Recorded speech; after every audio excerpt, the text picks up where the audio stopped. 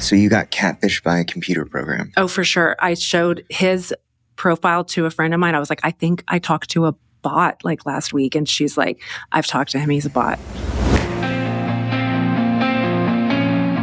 I'm Matt Handy, and you're listening to My Last Relapse. Andi, how are you? Great, Matt. How are you? I'm good. Thank you. Thank you for coming. I really appreciate this. So this is going to be a unique episode in general, because most of the time I'm interviewing people that are professionals in the addiction world or people that are in recovery. Just in general, that's how it's gone.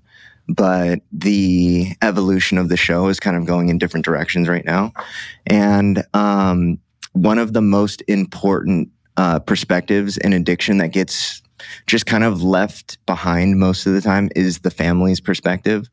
And I certify sober coaches, and it's a CPFS certification. So there's a family component to what we do as well.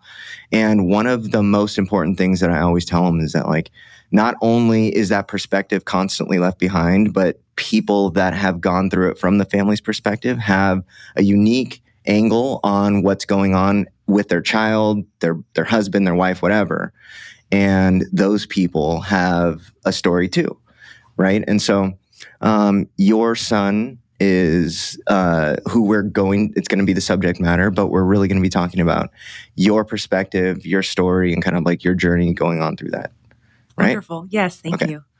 Okay, so introduce yourself, and then we can start wherever you want. Sure. I'm Andi, and my son is Miles. Okay. And he is 13 years old. Okay.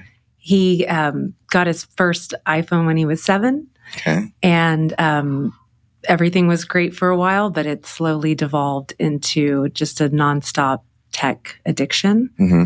And in May of 2025, which was about 7 months ago, he went to Therapeutic boarding school. So I told Miles that we were going to do this podcast together. I asked him, and he gave me his blessing to come and share his story with you.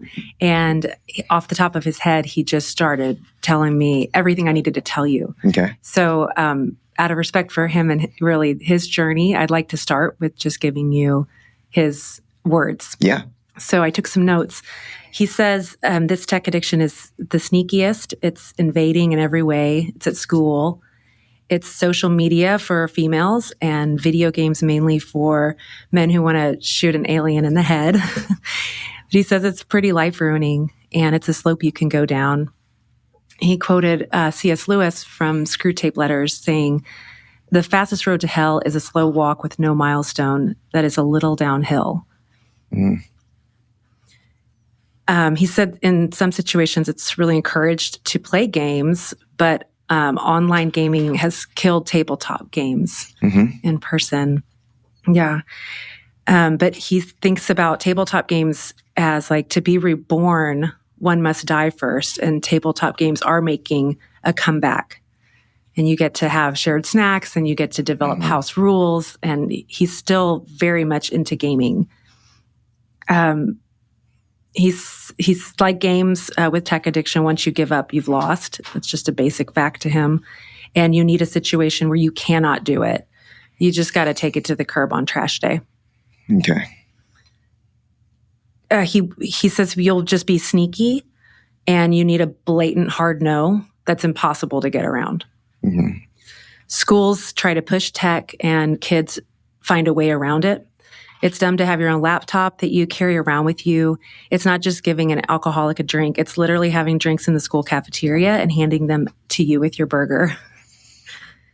He goes on, we need free periods at schools where there are no screens. He says it has a dopamine feedback loop, and it's going to keep making you, quote, happy and happier, but you just feel bad in the end. If you're a parent, don't do these games. Don't use your phone in front of them, your kids, or with them. Don't use social media under any circumstance. You have children there, and they want your attention. And if you're a child, spend more time with other people, family outings, play dates. And really, there's just no excuse for being a lousy, lazy parent. The wife blames the husband. She won't take it away. He remembered in Willy Wonka, they say to take away the TV and install a bookshelf. and the kids whine about it and complain, but after a while, they're forced to read a book. He thinks parents need to look at the school laptop, look at the use. Is the use for schoolwork? You need to click on it. You need to follow every link because the links are deceptive. And don't get angry at the kids, get angry at the companies. He used to do dead drops, and this was like a spy tactic where he would take his laptop from school, put it in the park on the way home, come home and tell me that he had the laptop taken away from him. Then he would leave the house and go back to the laptop. He wanted me to know that. So your kids are not dumb. They're trying to outplay you. This is a meta game. They don't understand you're trying to save them, and they don't have the foresight of the future. But there are no parenting hacks. If you're doing a hack of getting the kids to do something, like do this and then you get the reward, like, oh, you get so many minutes, they'll realize that and they'll hack that. They'll give you old homework. They do everything half. They don't do anything they don't want to do or that you want them to do. And they hope they will put up enough resistance that you just give up. He recommends you get some nature. Even stay-at-home moms need to get outside and go into nature for it. And kids with gaming are physically weak.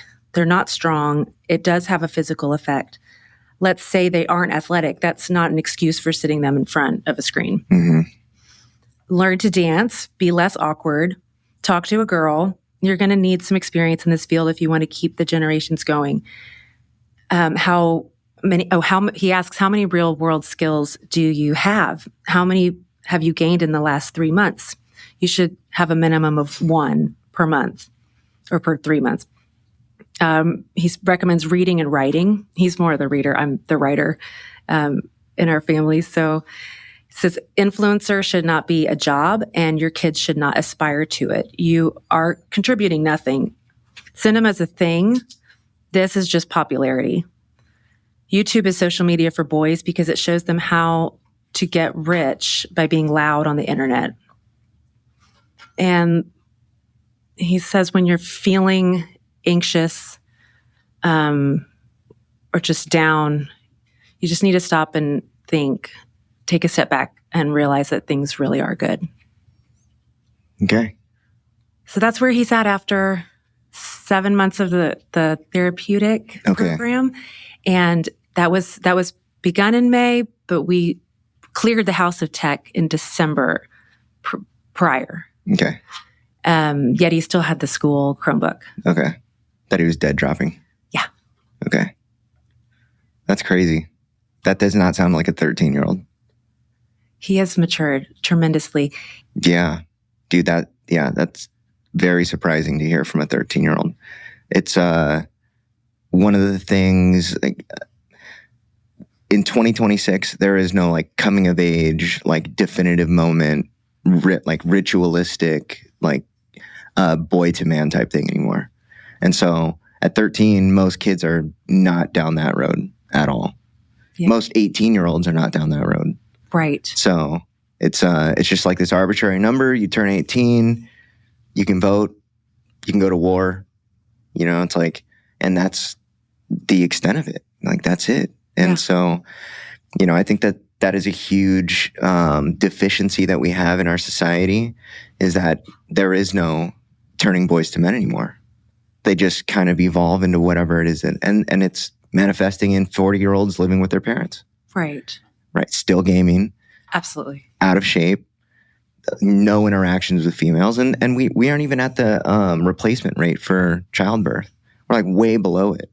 So, yeah, I personally think that the tech addiction, which is becoming a thing on the therapeutic side, right? There's adult treatment centers, there's youth treatment centers, but I don't think it's taken seriously, like, at all. No. So, okay, let's get into it. I do have a question for you. What was the decision that kind of led you to give him a phone at 7? Happy birthday from my parents. Okay. And it was their old phone. You know, it was just put in a bag, brought to Chuck E. Cheese. Okay. I did not, my decision was accepting it. And I, of course, didn't see this coming at all. Mm-hmm. I had no idea. I was thrilled that I didn't have to buy one because they're expensive. Yeah. So it's like, oh, cool. And now he won't ask me to borrow mine. Mm-hmm. So one more, entertainment device to occupy them. It started with all of the parental controls and educational games. There was a period where he went a year playing simply piano. He learned so much. He ranked in the top 1% of users of simply piano. And it was like that kind of good use because in hindsight, ed tech is also problematic. Yeah. I mean, it's still the same problem. It's like drinking beer versus alcohol, like hard liquor. Yeah. Okay. Okay, let's go. Go wherever you want to with it. I'm assuming that we'll just follow your agenda. Okay. Oh, great. So I wanted to tell you about kind of the pinnacle of our active addiction. Yeah. So we went from, ed tech to him wanting to be an YouTuber. Of course. So I started a club called the Creators Club. Okay. And this was when he was in 5th grade and my little one was in 2nd grade. And on Fridays after school, we would walk from campus to a nearby studio. And I had professional entertainers like YouTubers / performers. I mean, people aren't like professional after school educators in this, but I had this vision that I could get people who really understood the internet and social media to come and make videos with these kids. They were going to be creators. They were going to develop their voice. They were going to do skits. Oh, you want to be a YouTuber? Okay. I believe in you. When I was a kid, I wanted to be a singer and my dad helped me start a band. So I'm thinking I'm going to make this happen for you. Okay. And we had a handful of kids, 8 kids, and they would just want to play the video games together. No one really wanted to record content, certainly not the playthroughs that they watched where the influencer is in the top corner talking through the game. It was that was the idea, but in fact, they didn't want to be seen or heard because they were children. They wanted to be these men doing that.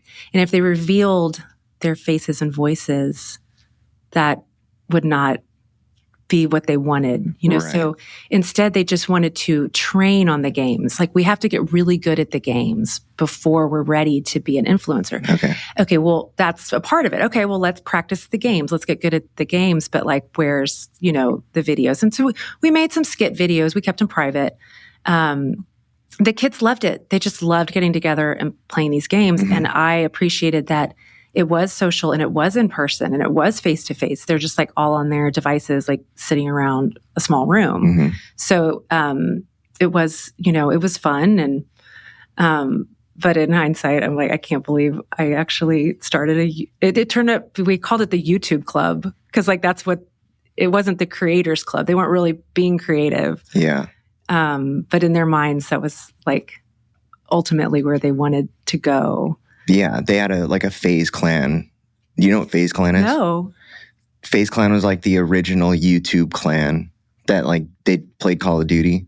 Ah. Yeah, but they're millionaires. I mean, they are some of the biggest crypto influencers now because they won all this money at tournaments and they just started investing in Bitcoin and they're huge scandals.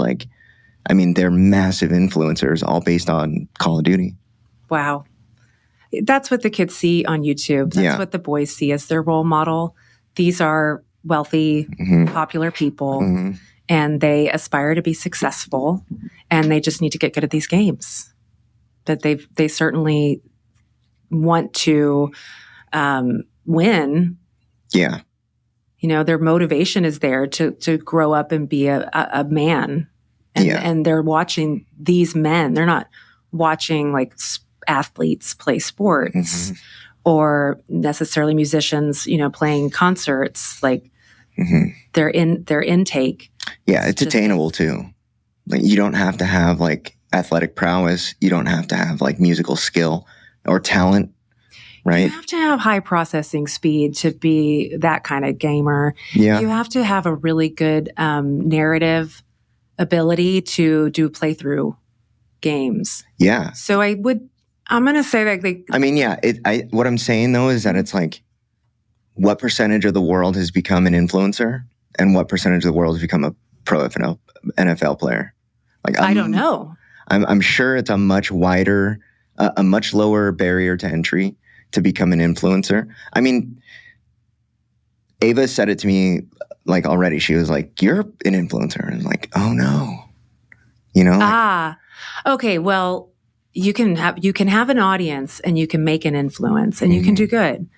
How do you get to the level where you're making millions? I don't know. I don't know. That seems like a smaller. That definitely does. Group. Yeah. And on the boys' side, that's what they're going for. On the girls' side, which I don't know much about, but it's terrible. It's OnlyFans. So it's like, well, there's a lot of those. You don't want to work that hard, and then I just feel like you can get played by the algorithms too, where like you see you have 10,000 views, but like there isn't any money coming in the bank, and then you see the comments, but they could be bots.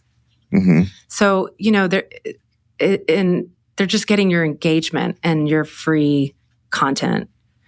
So in your opinion, like what is the end game for young men or boys that are playing games, theirs would be like fortune and fame based on whatever games they're playing most of the time. And then for females, it's OnlyFans. It kind of devolves into that. Well, that's not their goal. But that's what it turns into. Yeah. Or just, in influencing on social media can be a thing for sure, where you are ultimately pushing products or propaganda. Yeah. But I think in both instances, you are going for that audience and you're doing more and more outlandish behavior because that is what's getting the views. So boys or girls, you're going to see pushing the envelope past social norms.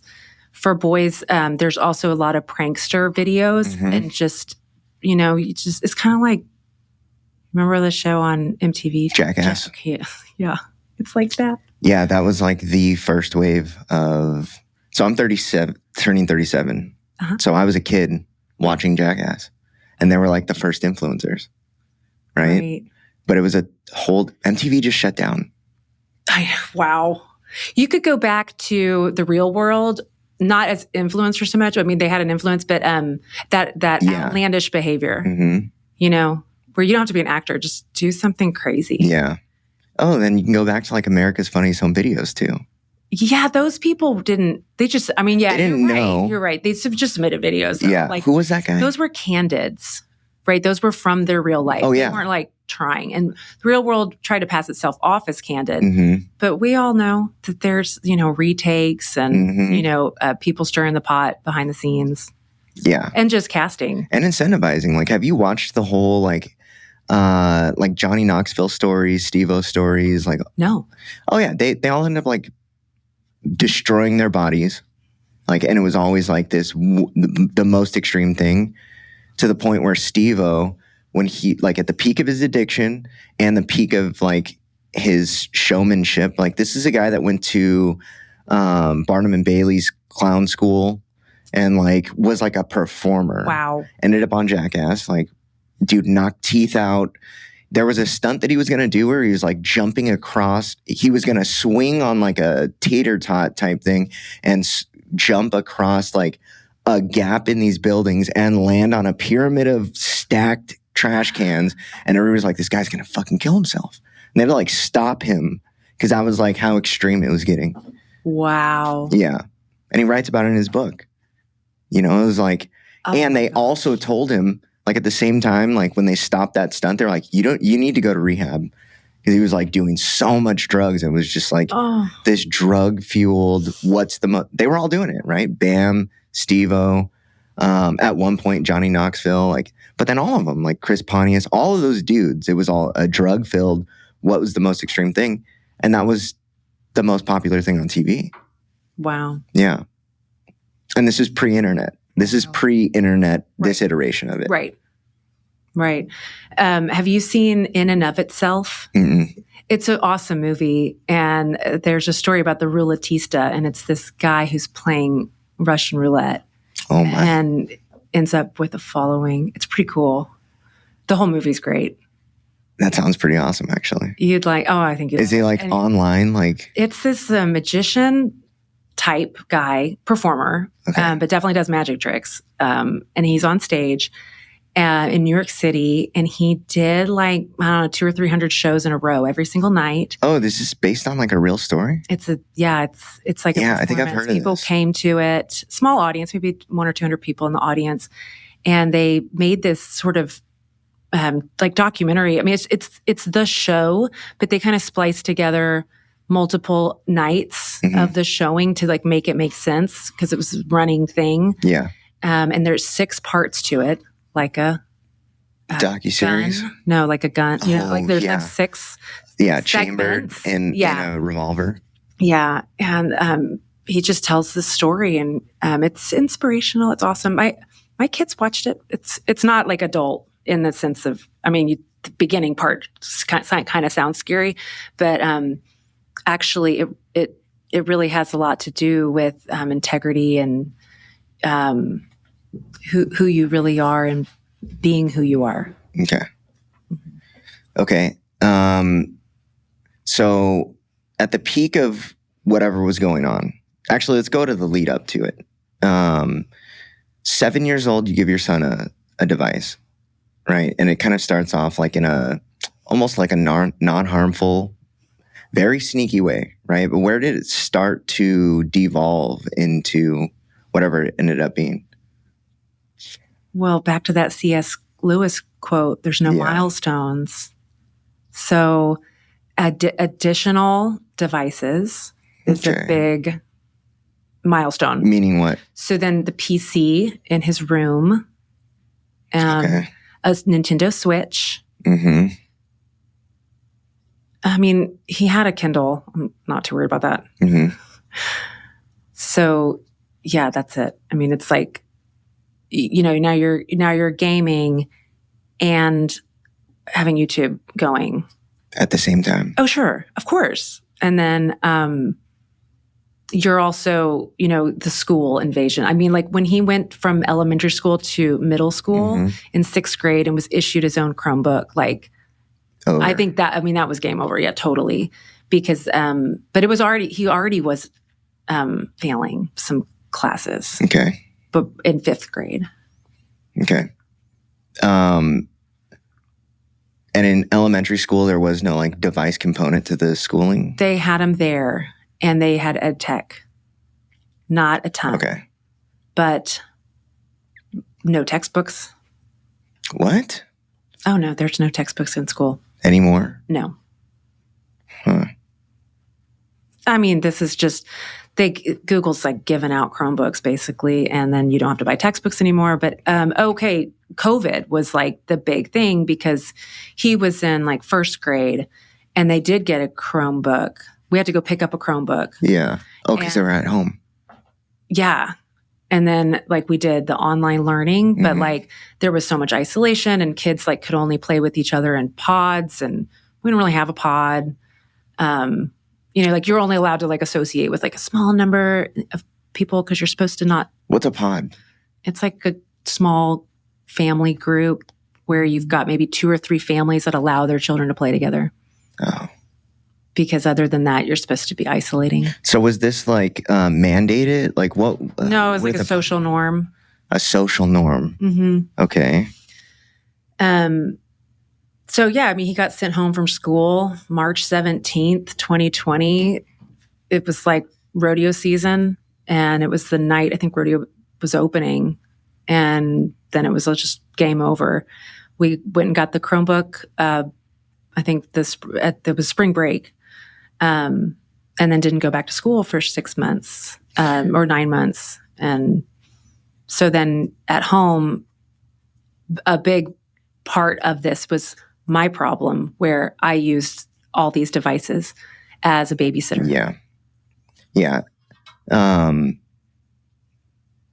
As far as like, what were the behaviors that you were trying to like quiet down that kind of led you to just the babysitter devices? Well, sibling rivalry. Okay. Was the biggest. Okay. So, I had a pretty good sense of like, hey, you're bored, find something to do, like lots of freedom. But I mean, they would choose a device over anything else. So always. So like, I have to take away the device or they won't go play outside. They won't play with their toys. So the devices are just the number one go-to. So then it all becomes about limiting, where you've got the parental controls and then you're setting timers. And then, they can ask for an extension. So now they're bugging you every 15 minutes unless you give them an hour and, whining. And it's like, you can put your foot down. That's fine. And it's like recommended, no more than 2 hours a day or no more than 30 minutes a day during the week and 2 hours on the weekend. But this just all leads to them getting sucked in.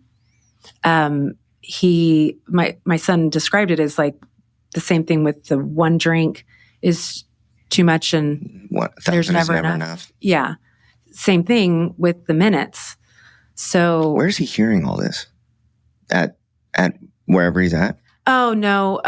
I shared that one. Okay. At least that one with him, just from my own experience going to AA. So I've heard a lot of it. And I see it through that lens. Yeah, no, it's very analogous. Yeah. So when you give your kid 30 minutes a day of an addictive activity, yeah, they're just going to get like more and more upset about it. Yeah. So then it becomes cat and mouse, where like they're hiding devices, they're hacking, they're sneaking, they're lying. Absolutely. Just, I lost it. Right? And I wonder where it is. Now we're all looking for it. And like, it's under the couch pillow. No way. Yeah, sure. So then we get to the moral failing, where not only has he failed classes, but like we lost his sense of right and wrong. Yeah. Yeah. When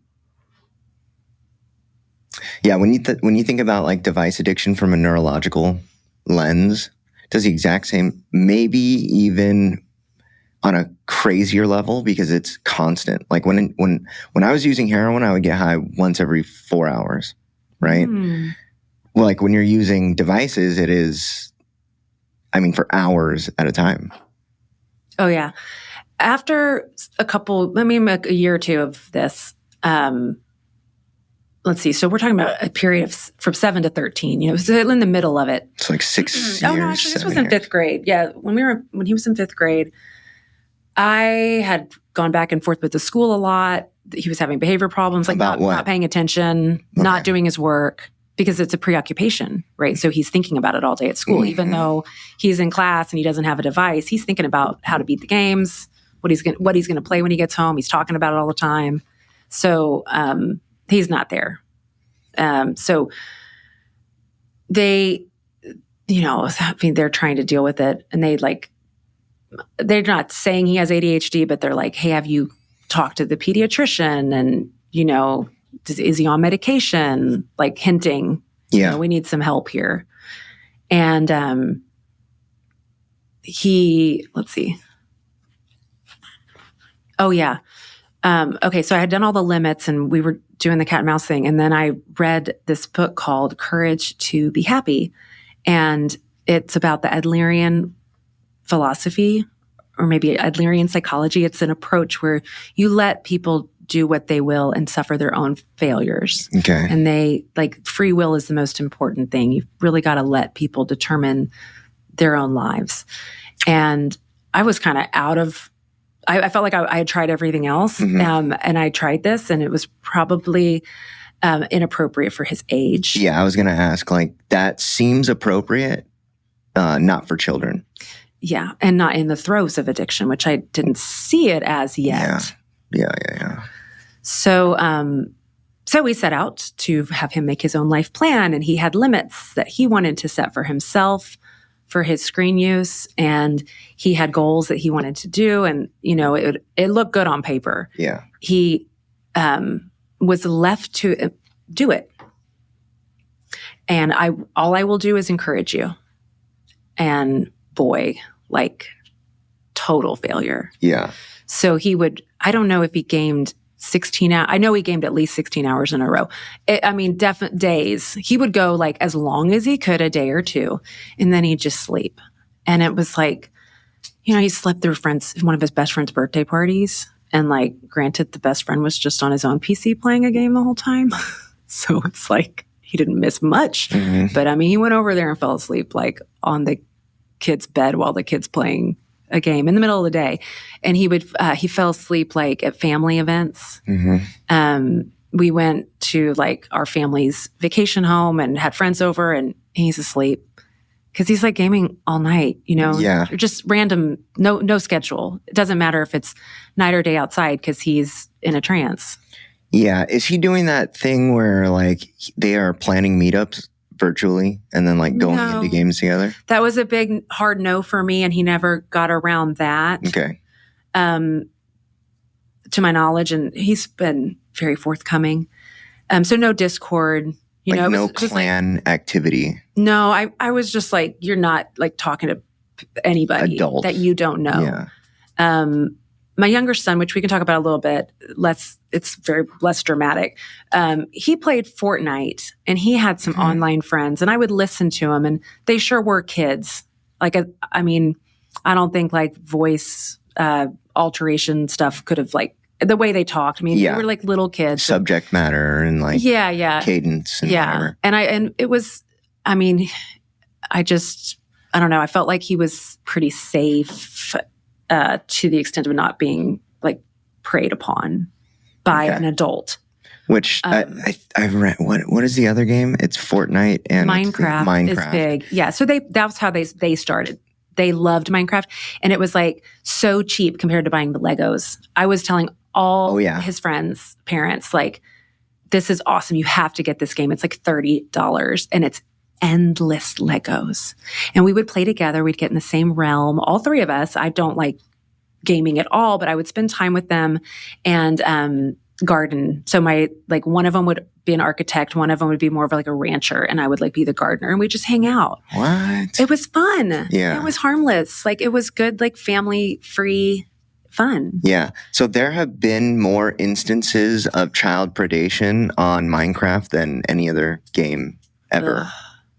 Wow. Yeah. And it's like, it's especially nowadays, it's becoming like a predator hunting is like a thing, right? There's like entire millionaires made off of this stuff now. And it's like they are meeting child predators on children's games.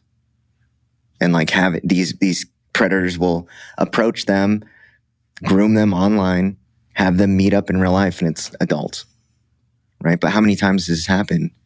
And that's like always like the big, like, how many times you've done this before? And it's devolved into like this. Originally, it was like Chris Hansen, right? Where he was doing the Dateline and whatever to catch a predator. Yeah. And then there was like maybe 10 or 15 people that like did the exact same thing. And now they're just beating up predators, like, and getting millions of views. Oh. Yeah. So it even still, like, even with something that, like, on its face seems positive, it still always, like, around the internet devolves into degeneracy. It doesn't matter. It's like plus internet equal degeneracy. Yeah. It's crazy. Wow. Yeah. It's, it's like no avoiding it. You cannot add the internet to something and expect it to stay like altruistic or pure. Doesn't matter what it is. So you're on Minecraft, and are you enjoying it?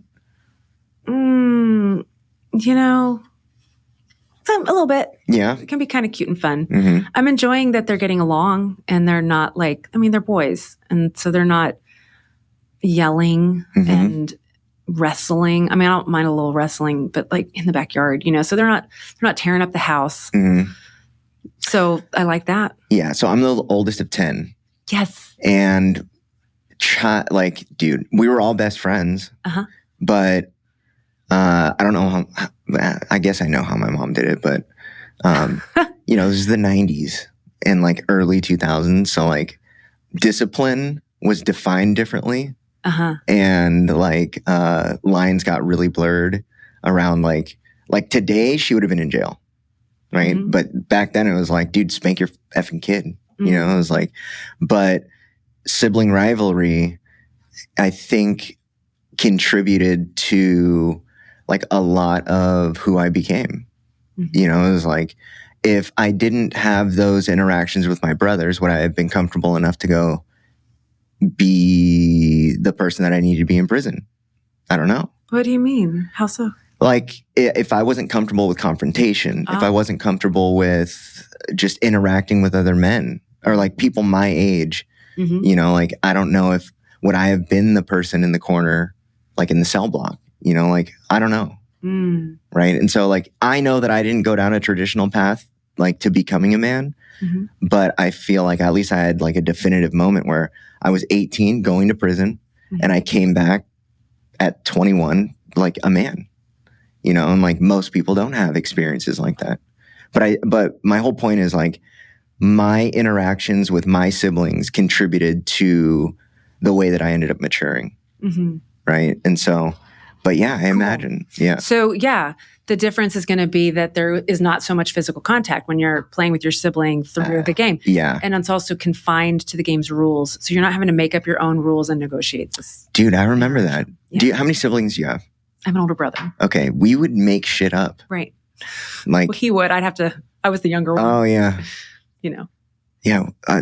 Our favorite thing was like, we had this little hill in our backyard and we would like make tracks in the dirt and roll rocks down them.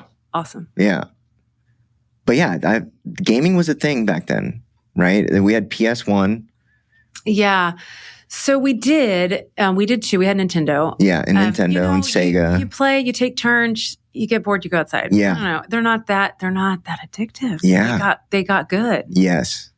Yeah. Yeah. Nintendo's so good. We went to the movies over Christmas and there was an ad for the new Switch. Okay. And it was literally like a kid, I think it was in Central Park, a gigantic city park, laying on his tummy with his Switch. And the three of us just burst out laughing because we're like so over it. We're like, I can't believe this. Like, they're advertising, like you could go to the park and play with your Switch. Yeah. Well, imagine how deceptive things like Pokemon Go is. Like, because you're out in the world, mm-hmm. right? But you're incentivizing like going into like random places. People have gotten killed mm-hmm. for trespassing on people's property.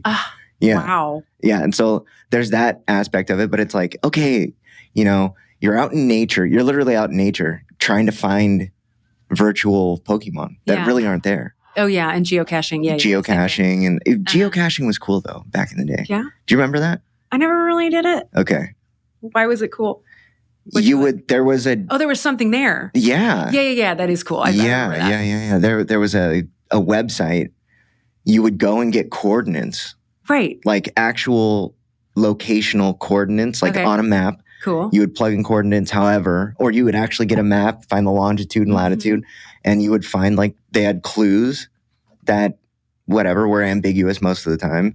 And you had to like figure out a puzzle once you got there. And then if you figure it out, you could leave like a memento. And fun scavenger hunt. Yeah. Cool. Yeah. But so this is like the hijacking plus internet equals Pokemon Go. Yeah. Right. Crazy. Right. I wouldn't be surprised if geocaching turned into some nefarious activities. Oh, they did. Let's get somebody to show up at this spot. There is a website. There was like a game going on called like Aeronaut or something. Necronaut. Anyway, it was like this thing where you would pay $100 something and they would give you like a location and you would go there and you'd like watch people get killed. No. It was like this It was How really, dark. Oh, it was crazy. And people would like film it. Oh, no. And it turned into this, snowballed into this whole thing where like people were like, how did they know that this car accident was going to happen? You would show up and a car accident would happen. Or you would show up and you would find people are finding dead bodies. Right? And so plus internet equals crazy shit. Okay. You're convincing me. Yeah. Not that I needed convincing, but here we go. Yeah. Yeah. There's just like, I hope there's a bottom to it. And okay. Get out of it. You want to talk about like the conspiracy side of the internet? Like who built it? Who built the internet? What was the internet originally used for? It was for internal communication for the military, right? That's how the internet started, was instant internal communication. And then they released the World Wide Web, which was what we see, like when you type into any browser. But this is all like the surface of the internet. There's a whole, everybody knows about the dark web, right? But what do they know about it? It's like, oh, that's where you buy drugs, or that's where you buy like people or guns or whatever. But there's crazy shit going on online, on the dark web, on the real world too, like in the clear net too. But yeah, plus internet equals crazy shit. Right. Yeah. Okay, let's keep going. Okay. Cool.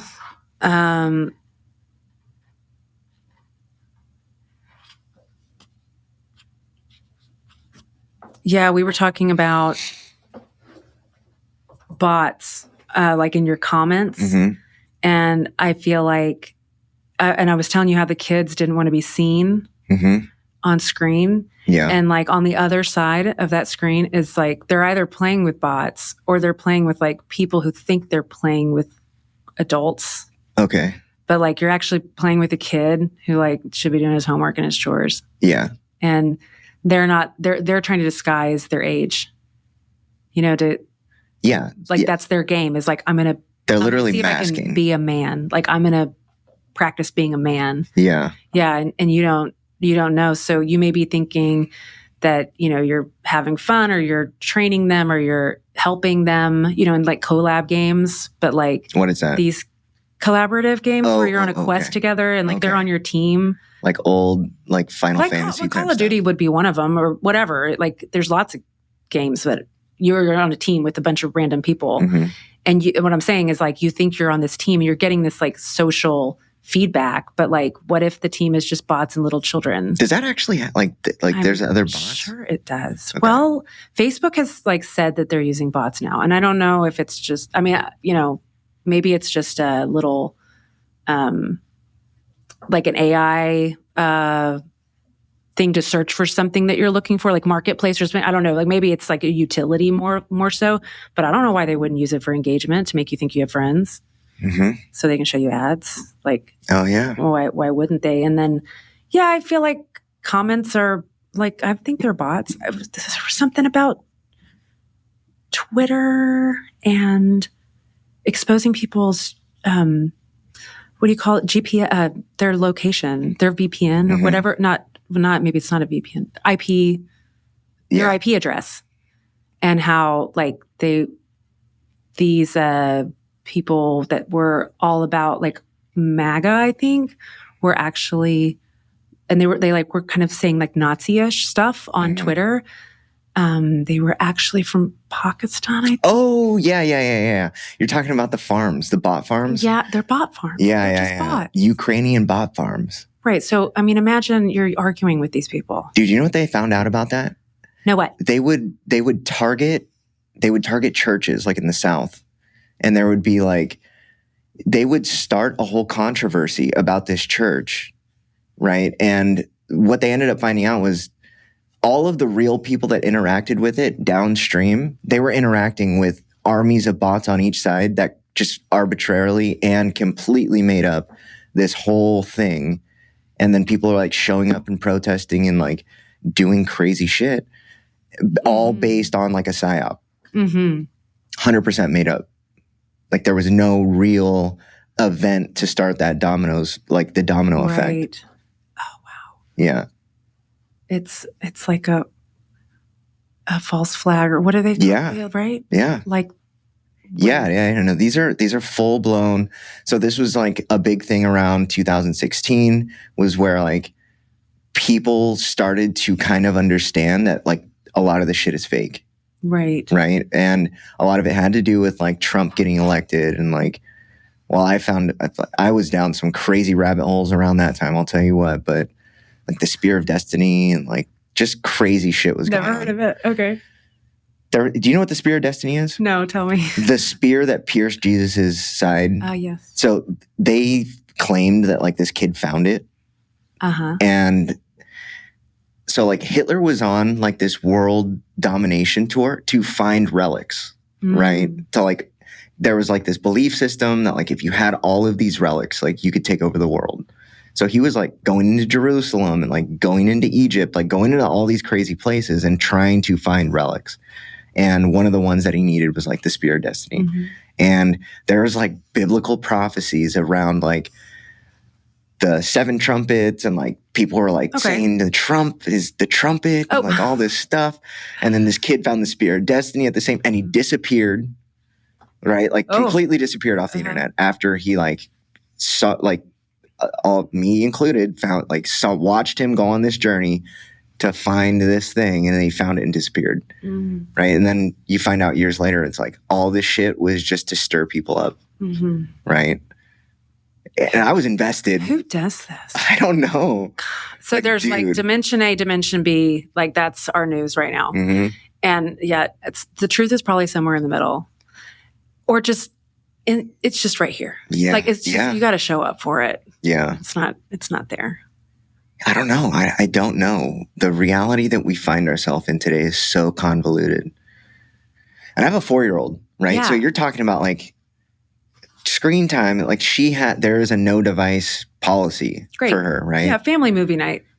Like stick with that's a good thing. So there's like we're showing her all the movies from our childhood. Perfect. You know, like all the classic Disney movies, the golden movies, and like narratives. Stories, we showed her heroes. Matilda 2 nights ago. She loved it. It's so fun. Right? I love Danny DeVito in that. Oh, dude, it's such a good movie. Yep. I was like watching it all. I know every word. My wife's like, shut up.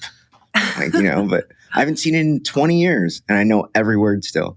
And it's like, okay, this is, and she's sitting there like just mesmerized by this movie, right? It's like, okay. And leading up to this conversation, I'm watching her look at this movie and I'm like, how different is that than YouTube? They have nothing to do with each other. Really? Like, how is it different? Like, effectively and like in practice, why is it okay for me to let her watch these movies and not okay for me to let her? I see. Well, I mean, first of all, family movie night's like 2 hours on a Friday night with the family. Okay, so there's like, but let's say that it could be bad too, right? Like TV's bad. Okay. And like before TV, people were like, she always has her nose in a book. Like, okay. So, you know, are you going to ever see fiction? Are you going to ever, you know, relax? Like up to you if you think that there's something wrong with that. Yeah. So on that scale, family movie night has a narrative. It has a story. It has a message. You've screened it and you've decided that it was good. You can talk about it together.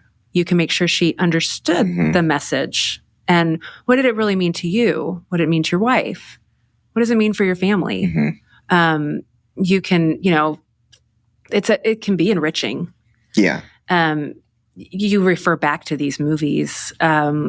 We watched A River Runs Through It over Christmas. And then 2 weeks later, my son actually went on a trek to go fly fishing, just like randomly. And it was like, what? That's so crazy. We just watched it. And he was like, yeah, it is amazing. You know, and it's, in that movie, we like really explored the brother relationship and the little sibling who was out of control and he suffered a horrible fate from it, but his family still loved him. Yeah. To the end.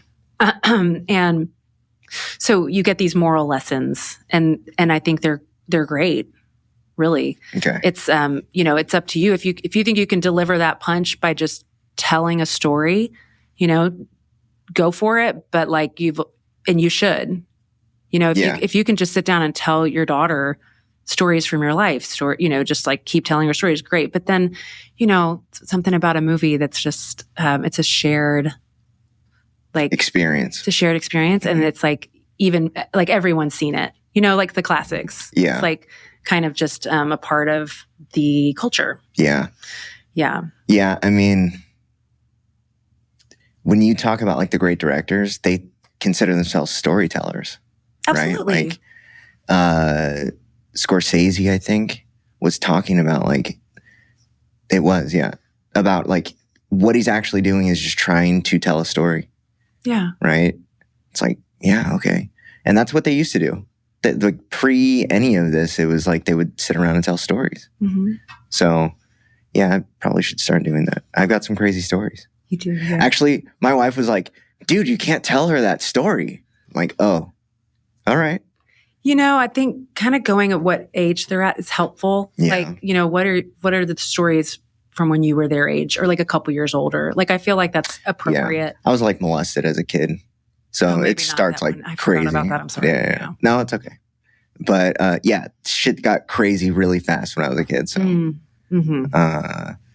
yeah, because I was like, what story can I tell her? She was like, I don't know, but just don't tell her any of yours. I'm like, okay, makes sense. You know, talking about relatives is great too, because like they had their life story. My relatives are fucking crazy too. Well, great. Like those are great. What are they? Warning? Like, yeah. Like, don't be like this guy who ended up this way. It's, I think it can be helpful. Yeah. You know, you tell, like, because those are real people. Yeah. You know their real story. You know the impact it had on your family, and you know how people view them, and like how it turned out for them. And those are like, wisdom. Oh yeah. So one of my relatives was the first person to be executed in this country. Whoa. They got off the boat. They hung him for starting an insurrection on the boat on the way over. Wild. Mm-hmm. Wow. First person ever executed here was my ancestor. Wow. Crazy. Come a long way. Yeah. Well, I haven't, but some of my family has. Yeah. Yeah. For sure they have. You're doing great things. Yeah. All of you. Yeah. Yeah. So, okay, let's compare that to YouTube. Down to you're by yourself. No one's seeing what you're seeing. Nobody wants to watch what you're seeing. No one wants you to turn their phone to them and be like, check out this video. You know, that's the worst. That is weird. So you're by yourself. You're completely isolated. And you may be following suggested things, most likely, especially if you're a kid, you're just following suggested things. Mm-hmm.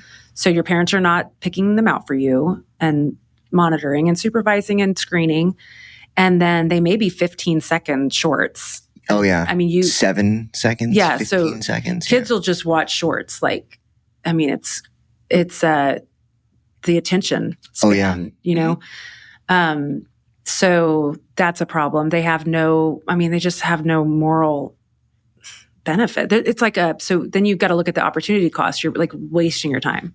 Yeah. Yeah. I saw this thing that, I don't know how accurate this is, but there was like a study that was done that said that since the introduction of TikTok, the average attention span has dropped by like 7 minutes. I believe it. Yeah. So then if you compare it to movies, it's like you're getting nothing out of it. It's sucking your time, and it's making you spend more and more of your time. Like it's sucking you in. By using smaller amounts of time, it's creating this monster. Yeah, I think I don't know if it matters how long the video is, but like it is kind of confounding why people get drawn to shorter and shorter videos. I think it's just dopamine hit. Oh, yeah. Dopamine hit. Yeah. So there's rabbit holes, especially with kids, that are so weird because content is endless. Have you seen those creators that are like Mickey Mouse-esque type videos, but it's like always ends up where like things are getting chopped up and like spanked? Have you seen that whole genre? No. There was creators understood that like the target audience for the most engagement is kids. And in order to be on YouTube Kids, you have to like meet a certain threshold of like cleanliness. Yeah. And so they would like disguise the first like however long of it. And then at the end of it, it's just like all of the characters like chopping each other up. And they got billions of views. What? I mean, billions Oh, no. of views, and they were just racking up money. Yeah. Yeah. When my kids were little, they would watch these like things where you open up new toys, unboxings. Oh, wow. Yeah, it was really big. And yeah, it's like porn for kids, like unboxing toys and like taking out the toys, and you get to look at all the little parts of the toys and what they do. And it's like just so weird. It's like the progenitor of ASMR. What is ASMR? ASMR is like those videos where people like, so the ones that I end up watching is like people taking apart guns. Oh, yeah. And then putting them back together. Yeah. And no talking. It's just the sounds. Uh-huh. Yeah. Mm-hmm. And I guess like people, a big one now is like women using their fingernails to like do this on stuff. And like the different sounds. Weird. Yeah. Yeah, it's weird. This is the downstream effect of everybody having autism. Yeah, we can talk about that. So, I mean, who knows where it's coming from, but why are there so many? Why is the prevalence going up so much? I mean, I know there's a lot out there. Can we talk about tech? No, I think it's like desocializing, stunting socialization, combined with broadening the definition. That, yeah. When the spectrum grew and absorbed like so many DSM-5, like DSM-4 diagnoses, it became this, everybody fits on the spectrum, even if they don't have it. You can find a characteristic of anybody to fit them on that spectrum. And now it's like, you hear like the 35-year-old, it's crazy. It's like, I had autism this whole time. It's like, uh-huh. There's a great gal who has a show called Psychobabble. Yeah, she's on YouTube. She's great. Yeah. She breaks it down. Yeah. Yeah. I think that a huge agenda around that is like the normalization of the desocializing of young men so that they can lower the population. Yeah. Okay. The men are doing like their own social movements online. You've got MGTOW, you've got incels. They label themselves and they gather together and like claim to be this thing. So again, they're like kind of socializing around it and using the internet to get their social fix, which is pretty weird. When you look at like why, I mean, I understand the depopulation, like evil threat, and I don't deny it, or I'm not going to argue against it. I just feel like the main thing is the companies wanting your attention to just sell you ads and more stuff. Oh, I agree. So like that's a financial motivation. Yeah. That's not necessarily depopulation.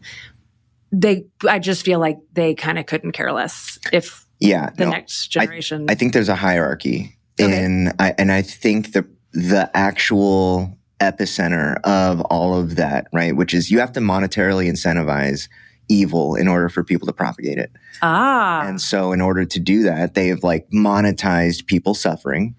But ultimately, when you come back to it, it's like, we want a smaller, controllable population. And so this satisfies like a ton of those things. Like we can easily control them if we control actually their attention. We can easily control the population if they're no longer having sex. Like there's all of these downstream things that all go back to like, there is this, I graduated from a conspiracy theorist to a conspiracy enthusiast. And so this is all just my past life. Yeah. But yeah, it all comes back to like, there is a power structure that whether we can recognize it or not, most people can't, but some people it's very obvious that it's like, there are people that have nefarious, very ultimate, like, world domination goals. This is going to get me fucking canceled. And these are all like different avenues that they're using to accomplish this very specific thing. Yeah. And so like, but yeah, you have to monetize evil in order to have people propagate it. I am a huge dance enthusiast. It's my passion. I love it. I am crazy about it. People be like, rock climbing. It's like, and then they kind of tell you like every facet of it. And like, it's the ultimate thing in the world. But like, I think that about dance. It's good for mind, body, and soul. It brings us together. I love everything about it. And I see like this is just an opposite to it. This is like, you know, you don't even show up. You don't touch, you don't interact, you don't see, you don't feel. You know, and you don't procreate. You know, you don't go, you just don't go anywhere. Mm-hmm. And whereas dance is like this, you know, loving, communal. Did you watch the Cynthia episode? No. She does flamenco. Cool. I'll check it out. One of them. She does like a Latin dance. Yeah. But I did listen to her. Okay. I remember. Yeah. She the hugs. alluded to it a little bit. Yeah. Uh-huh. Yeah. And I sucked at school because there was no girls in the books. Right. So I was like, why am I going to think, fuck this? But one of the only classes I got an A in college in was advanced ballroom. Awesome. Yeah. It is easy to get A's in dance in college. I did that myself. Yeah. Yeah. I had my dance professor let us pick our own grades. What? Like, whatever you think. Just tell me. Oh. A. Dude, that's amazing. Yeah, she was awesome. That is crazy. For sure. So with, like, I see it in I teach and I see it in dance. Yes, I see it in my adult clients. Like they just have gotten slouchier. I've been teaching since 1996. Mm-hmm. And like you see this, they call it tech neck. Mm-hmm. You know, your head is heavy. It will weigh you down. It will pull you down. We have a mind-body connection. Like you don't want to be pulled down emotionally. Mm-hmm. Like you're better off psychologically if you have your chin up, if you're balanced. You know, it's less stress. And there just is a feedback loop to like your body's position and your body language and how it affects your mind. And I'm just seeing people like hunching over. It's like the opposite of the evolution chart of like man standing up, like we are going down. Yeah.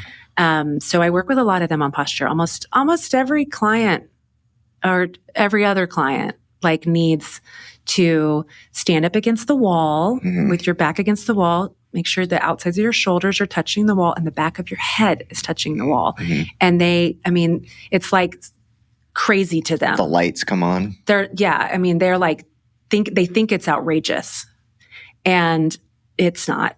Yeah. It's, that's how you're balanced. Now you can step off the wall and really balance your head. Like you can kind of circle it around, clockwise or counterclockwise from looking down on it. And you can see like where exactly you should balance your head. So for you, maybe it is a tiny tilt forwards. I'm not saying you have to have like your nose up at the air looking down on people. But when I get someone who's really hunched over to stand like that, they are like, they think I'm asking them to like cock of the walk. Like, really, you know, and it's like, nope, this is totally normal. And I've had a client say, I just don't think I can do that at work. You know, it's like, I would just look like I was full of myself. And it's like, no, you're good, you know, but it's just because so many people are hunched over that like, you don't want to be the one that stands tall. Have you noticed this like, for old people? Way more so. But that's a little bit more common. Yeah. But I mean, like, I look at like, when you look at pictures of people in the 20s, right? Like, which was a very short 100 years ago, right? That was like really that was 2 people ago. Not even, that was like a person and a half ago. Right. Right. Just how much healthier they look, how much happier they look. And they all seem like straighter. Yeah. You know, and it's like, but not just straighter. They, like when you actually like read about people or like, anyway, where I'm going with this is all of the leaders of the world have been fucking old. Yeah. Like they're old men and none of them are like bent over at the waist. And now you like see it all over the place where like old people are literally hunched over. Yeah. You got to watch out for your head. It's very heavy. It's, you know, bowling ball. Yeah. And so so you need to raise your screens. Or just stop with the screens. Well, I mean, I get it. You're an adult. You have a job. So you need to lower your chair and raise your screen. That's just like an ergonomic solution. That's going to help a lot. I mean, if you're looking down at your phone, I mean, you're fucked. Nothing you can do about that. Yeah. But when you're doing computer work, that's a good solution. At home, if you have a computer station, just get that screen up to where you're like looking up at it. Mm-hmm. And that'll help. It'll help just counteract that physical problem of tech use. Yeah. Yeah. Do you remember when like ergonomics became like a big thing for people with carpal tunnel? Yeah.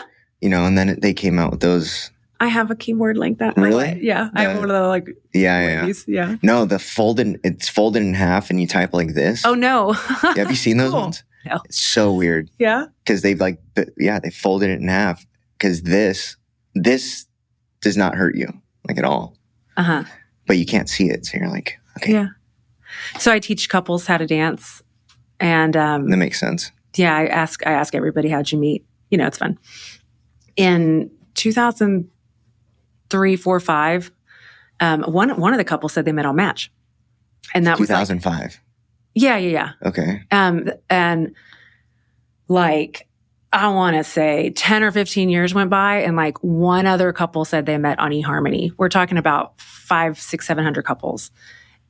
In the past 2 or 3 years, I'm going to say since COVID, but like everyone, no one was like doing anything during COVID, so I didn't see anybody. But then, after that, it's like every 1 in 3 couples met online. Hinge, Bumble, Tinder, yeah. So yeah, that people like also connect. They do, they do meet. I was on Bumble like a year and a half ago, and I connected with someone, and it's worked out. I'd love to tell you about him. But I also connected with a bot, not for long, but like I've spent time talking to somebody, and it was like, how'd you find out it was a bot? I started asking about God. I said, have you do you believe in God? Or, and he said yes. And then I said, how did you meet Jesus? And like, no, couldn't answer. What? It's wild. And then I'm like, I kind of did other things where I'm like, I'm going to dig in other areas of his life to see if he has an emotional resonance. And he was like avoiding stuff. You know? So you got catfished by a computer program. Oh, for sure. I showed his profile to a friend of mine. I was like, I think I talked to a bot like last week. And she's like, I've talked to him. He's a bot. I mean, all I have is her confirmation. She's, doesn't work for the company or whatever. But I'm like, that's so crazy. And then I heard about Ashley Madison. Like they were bots. What? They were bots. The girls were bots. Like a ton of them. Oh yeah. I think they got sued. I mean, it was like a huge Ashley Madison was like the celebrity thing, right? No, it was like high-end clientele. No, it was you cheat. Oh, that's right. Yeah, that's what it was. Yeah. It was for married dudes. That's amazing. Well, yeah, but there weren't married women. No, they were just paying tons of money to talk to bots. What? Yeah. What a great business model. Yeah. Dude, they got sued for this? Yeah, I know the big scandal was a leak. Yeah, I know that they leaked all the clients. And then I think I think it was revealed they were bots too. That's so funny. Yeah. Right? Can you imagine that? Like sitting back, like these are like our supervillains today. Mm-hmm. Like I'm going to trick all of these men into thinking that they're talking to real women. Meanwhile, there's real women out there. Right. Yeah. Right. Yeah. And like, then you've got these, it's like incels or whatever you want to call them saying like, oh, the women only want money. Like, yeah, it's like 6-pack and 6 figures. Okay, whatever. So, and then they're not even talking to real women. Are they? Are they just like talking to these people online? They've got these, do you know what the Whatever podcast is? No. Okay, so within the red pill movement, which you know what that is, right? Yeah. The red pill. Well, you could define it for me. I mean, I'm not like So there's like the normal definition of what the red pill is, which I don't really even know. I don't even know like how to do that. But what I call it is like a data pack. Like it's a prescriptive data pack for what a man that prescribes to it should in practice be, right? Because there is like, it's hard to like hammer down somebody who is a red pill person. Because when you try to say like, oh, Andrew Tate is a red pill guy, it's like, no, he's actually a black pill guy because he's got like this other crazy shit going on. But anyway, so there's within the red pill sphere, they started like all these dating podcasts, right? And it's like two guys with like very conflicting worldviews from the girls that come on. They will sit there and debate like worldview. And like they will talk about the dating landscape and the dating market. And this is like one of the most famous ones, right? It's called the Whatever Podcast. Okay. And there's like Brian Atlas is the host. And then now his like very normal co-host is Andrew Wilson. And he's like a political commentator, Orthodox Christian. Brian Atlas was like an atheist who's converting into Orthodoxy like actively right now. And they bring OnlyFans girls on. And they ask them, like, what are your... Because this is, like, the pinnacle of what girls are aspiring to be now. It's, like, successful top 1%ers of OnlyFans, right? And they bring these girls on, and they're, like, asking them, like, what are the bare minimums that you want from a man? What are, like, this? And they're talking about, like, I want $500,000 at a minimum. Like, they've got to be over 6 feet tall. And so it's like... But all of these incels and all of these other men are watching very specific, very pointed content towards like they are modeling, because they don't interact with real women. They are modeling all of their belief systems on this very specific archetype of a woman. And that is really what they're saying is that like they got to be 6 feet, they got to be a millionaire, they got to be 23, they got to be this, they got to be that, they got to have and it's like, you're talking about like the 0.001% of males in the world. And then, there's like all these dating statistics and studies that come out and it's like 80% of women seek 20% of men. Yeah. So that means that 80% of men are going to look for 20% of women, right? So they're all fighting over, in their, like, to use their language, is like they're fighting over scraps because these are the girls that these guys don't want. And these are the guys that we are not. So it's like this whole hodgepodge of just mess. The dating landscape has become a fucking mess, right? And I've got a friend right now. He's 54.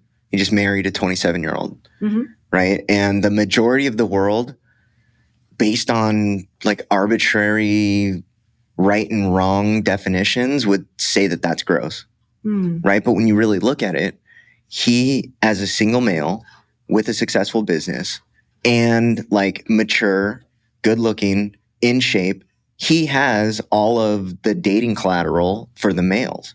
And so who's he gonna match with? Right? A 45-year-old single woman with kids or a 27-year-old woman who's good looking, who's whatever. Like they are matched on the dating scales. But the rest of the world would be like, that's gross. Right? It's like, dude, don't listen to them. Like, dude, you're happy, whatever, like who cares what they think? But all of these voices are so loud, right? Like this is who's influencing people, is like people that will tell you that that is wrong and gross, but can't actually tell you why from their own worldview, why it's wrong. They just know that it's gross because that's what it is. And so it's like, and then you've got kids that are aspiring to do that. Like they are trying to be the new talking head. Yeah. We've taken over the mainstream media with small content creators. And so now like they are the people who dictate what's right and wrong instead of, like conglomerates or whatever. But like it's just as dangerous because we're talking about like uneducated, unexperienced, really shut-ins, right? That are trying to dictate like what is right and wrong to the rest of us. Right. And we're listening. I'd say go out dancing, me.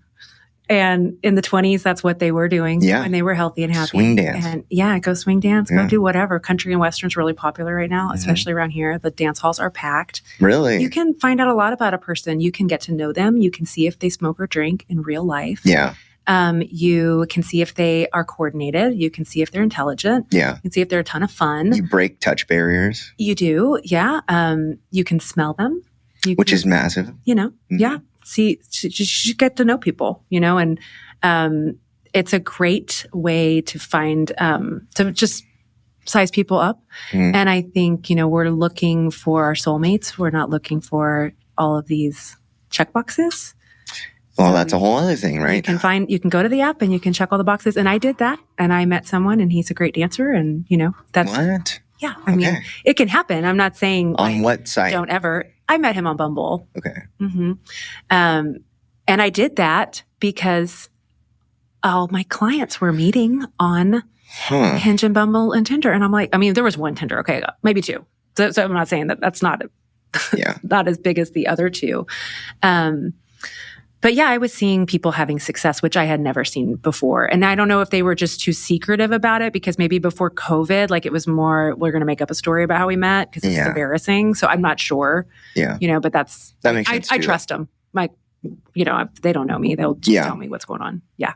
I think so. Yeah. Hookup culture is a whole other thing that you add male plus female plus internet equals degeneracy, right? I don't even want to know anything about it. Yeah. Hookup culture is destroying the dating landscape. Yeah. So, we were like talking about who are these people, and if we're talking about all these fake people, it's like the emperor has no clothes, Mm-hmm. Like, what if we look around and we're like, wait, none of this is really going on. Like, this is all made up. Like, it's somehow this very tailored, entertainment, but it's really just entertainment for you. Like, you're thinking it's real. Yeah. But it's like not. Even like these people you're talking about that are like debating and like who knows who they are. Yeah. Like random people. Yeah. So like Andrew Wilson, he is not an apologetic because in order to do like orthodoxy apologetics, you have to like have the church's blessing. Okay. Like in order to speak for the church, you have to like go through this whole process, right? And so he says that he's a social commentator and political satirist, but he does thousands of I've watched probably hundreds of hours of his content, and he's like one of the few people that I trust as far as like this guy's worldview is public, right? Mm-hmm. And like it isn't just like his wife also wrote a book called like Occult Feminism. It's just the history of feminism. Like the actual not tailored for like third wave feminism, but like this is how we ended up here. Yeah, I'd love to read that. Dude, it's a crazy book. Cool. Yeah, it's a crazy book because it talks about how men propagated feminism and for specific reasons. Like we doubled the workforce and now we have a huge tax base, and like we take women out of the home and now their children will be raised by other people and they will have less kids, right? And it all goes back to like, let's make people have less kids. What? Mm-hmm. Wow. Yeah. And so like, it's like, okay, how really, when you think about it, it's like women's suffrage. Okay. Like they should have the right to vote. But how did that start when for thousands of years, it's just not the way that it was? Who started this thought process? And it's like, a bunch of rich men gotten, it was like F-16, I think was the group. Right. And it was, they got into like the ear of these women that were like, yeah, you know what? Fuck this. Why are we home? And then it like became this wave of just voices. And it was like, okay, you can vote, whatever, but then it turned into what it is today, where it's like after this like post-sexual revolution, now we're in a situation where like OnlyFans, right? And all of this is, when you follow it all back to it, it's like the epicenter of it is stop the population growth. Again. Right. Crazy. Yeah. And this could just be like me being a conspiracy enthusiast. I mean, it's a big deal. It's the first commandment in the Bible is be fruitful and multiply. Mm-hmm. Like this is what we are here to do. Yeah. Yeah. And there will be forces against it. And it's like there's always been, good and evil. So it's just adding the internet. Dude, add the internet, it explodes the evil. Yeah. Yeah. But that suffrage thing that happened a long time ago, Yeah, well, yeah, but not OnlyFans. No. Right? Here we are, right. Yeah. And so like you add that last piece into it, it's like, okay, maybe I shouldn't say this, but there's like I read this thing on like the de-evolution of societies and cultures historically, right? And like the high water mark of the deterioration of any society is like sexual degeneracy and the normalization of the trans movement. It's like Rome, the Byzantines, like all this stuff. It's like right before they fell, this is what was going on, and we're right here. Right? It's like, oh shit. You know, and we're like teetering on like, what is America going to be in 10 years? Do we even know? Right. We don't know. I don't know.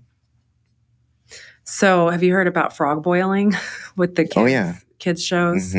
Yeah, it's definitely happening. Yeah. It's wild stuff. You can't take your eyes off of it. You can't trust it. Yeah. Netflix was supposed to be just like, you know, Blockbuster in the mail. Like we bought into it. We've lifted it up. Oh, it's like Amazon. Do you remember what Amazon started as? A bookstore? A bookstore online. Now it's like, I do this too. I don't even shop at the grocery store anymore. Yeah. Well, that's okay. Is it? I don't know. Think about like the micro interactions that you have with people at the grocery store. I am no longer doing that. Yeah, it's lovely. You can do other things though. Like Yeah.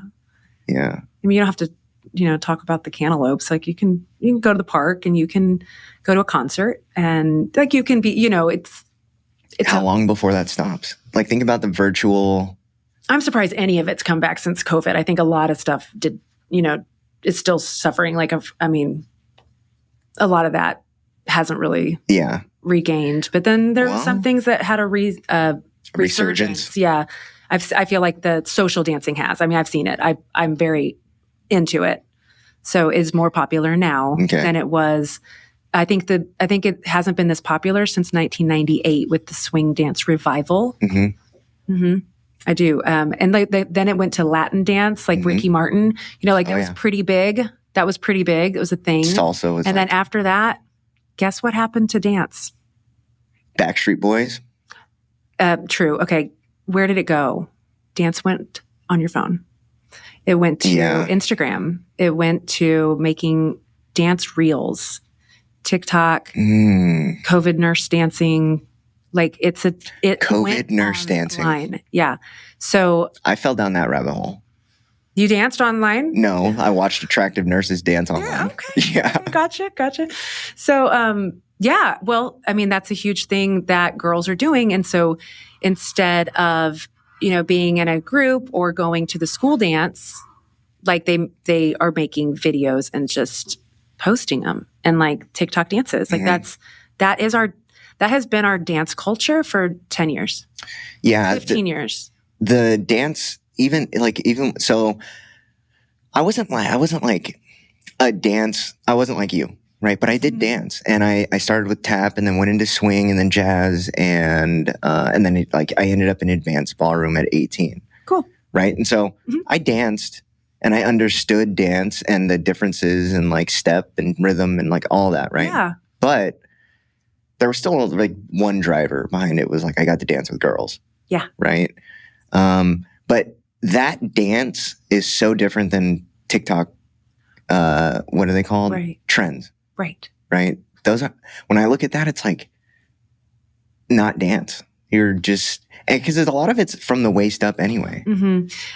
So many of the benefits of dance aren't happening, but right, the oxytocin exchange. Yeah, I mean, you're getting some physical benefit and you're getting attention.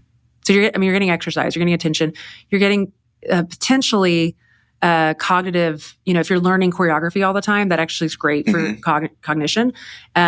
Maybe not creativity if you're just copying other people's trends. But if you're coming up with trends, great. You've got that creativity element.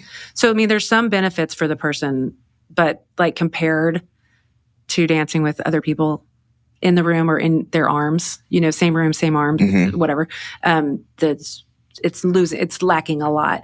And then just like the isolation of it's really bizarre to me. Yeah. And it's fine. It's just like I think of it as like kind of narcissistic, like not in the narcissist looking at him's reflection in the pool. Like you're like spending a lot of time making videos of yourself, reviewing them, filters, edits, cuts.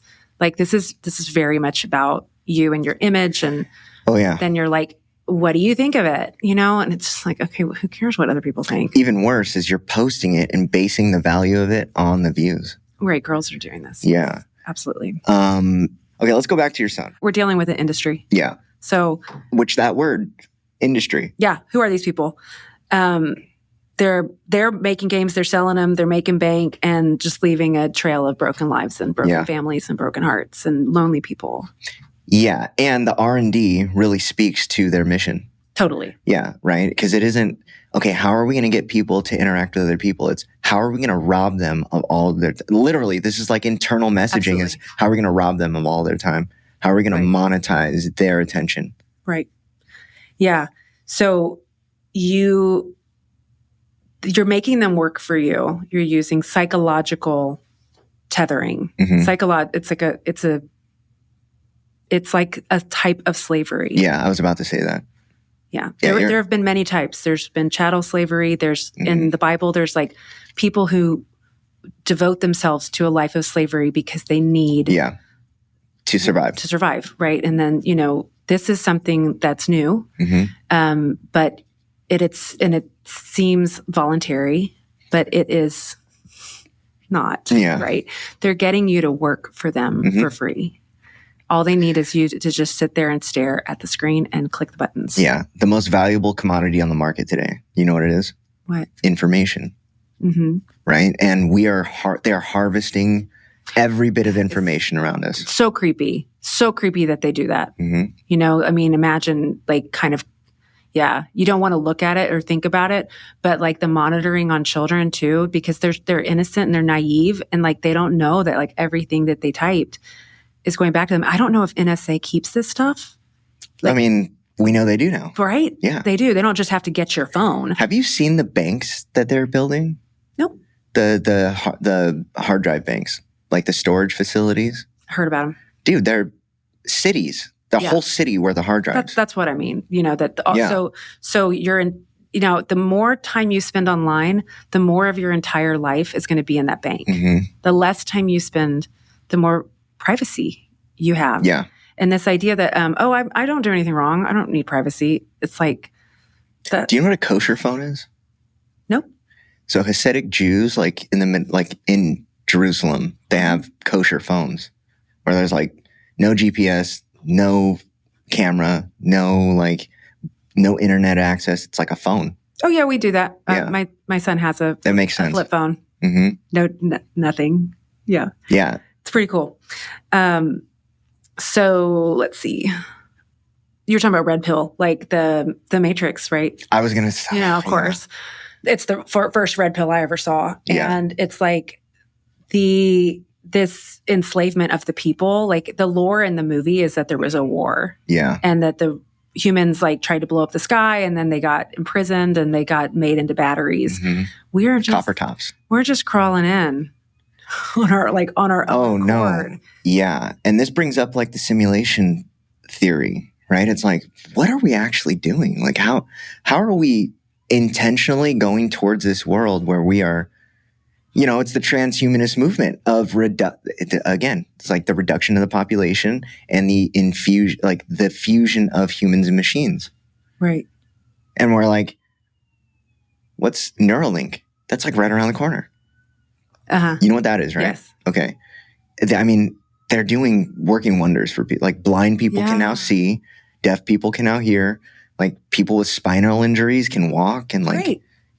Perfect. Good job. Yeah, awesome. But then what about that guy that gets it implanted so that he can think faster than everybody else? Then everybody will have to do that to catch up. Ooh. Right? And then slowly a normal human will be subpar. Right? And so no, not spiritually. No. Our body's a temple. In performance. Okay. In performance, on the market, in the job space, in the dating market, in the sports world. But that's not necessarily the most. Those are all just entertainment. For sure. Yeah. For sure. But how many people want to unplug? We're even using terminology. One right here. Right? Yeah. Yeah. But not entirely. So I do like to use my phone as a tool. Yeah. For sure. And my computer. So let's see. Oh yeah, I want to talk about Neuralink. AI, is the new thing, and I've had some interaction with it. Recently, I was talking to my co-parent about some issues with our son, and Your younger son. My younger son, yeah. And he made up a song on a song app and like sent it to me. And the chorus said, you got to give the devil its due, like near the end or something. And I'm like, I disapprove of this song. Like, I didn't say anything about the devil. You know, this is not okay with me. And he's like, oh, it's just AI. And I'm like, no, it's subversive. It's wrong. That message is wrong. You can take a contrarian point of view, but we're not. Well, he it's gets interesting because the bot wouldn't talk about Jesus, but he will definitely talk about the devil. Correct. So can I share a couple more examples? I wrote a book and I sadly used AI like against all judgment. I was like, I just need a title for it just so I can like kind of continue to work on it. I was like halfway through it. You should have had Ava help you. And she's the best. She came up with this. We came up with this together. I love this title. It's so cool. So anyway, I just used it as a placeholder. Like it was just there, you know, just to kind of like get me to stop obsessing about it. And, but I hate AI. I already did. And I was like, I have to change the title. I have to come up with something new. And I never could. And I just you kind of got through my editor and it got through like the guy who was writing the blurb. And I'm like, okay, you know what? I'm publishing this thing because like, you know, you just got to get it out. Title? It's called Steps to Forever.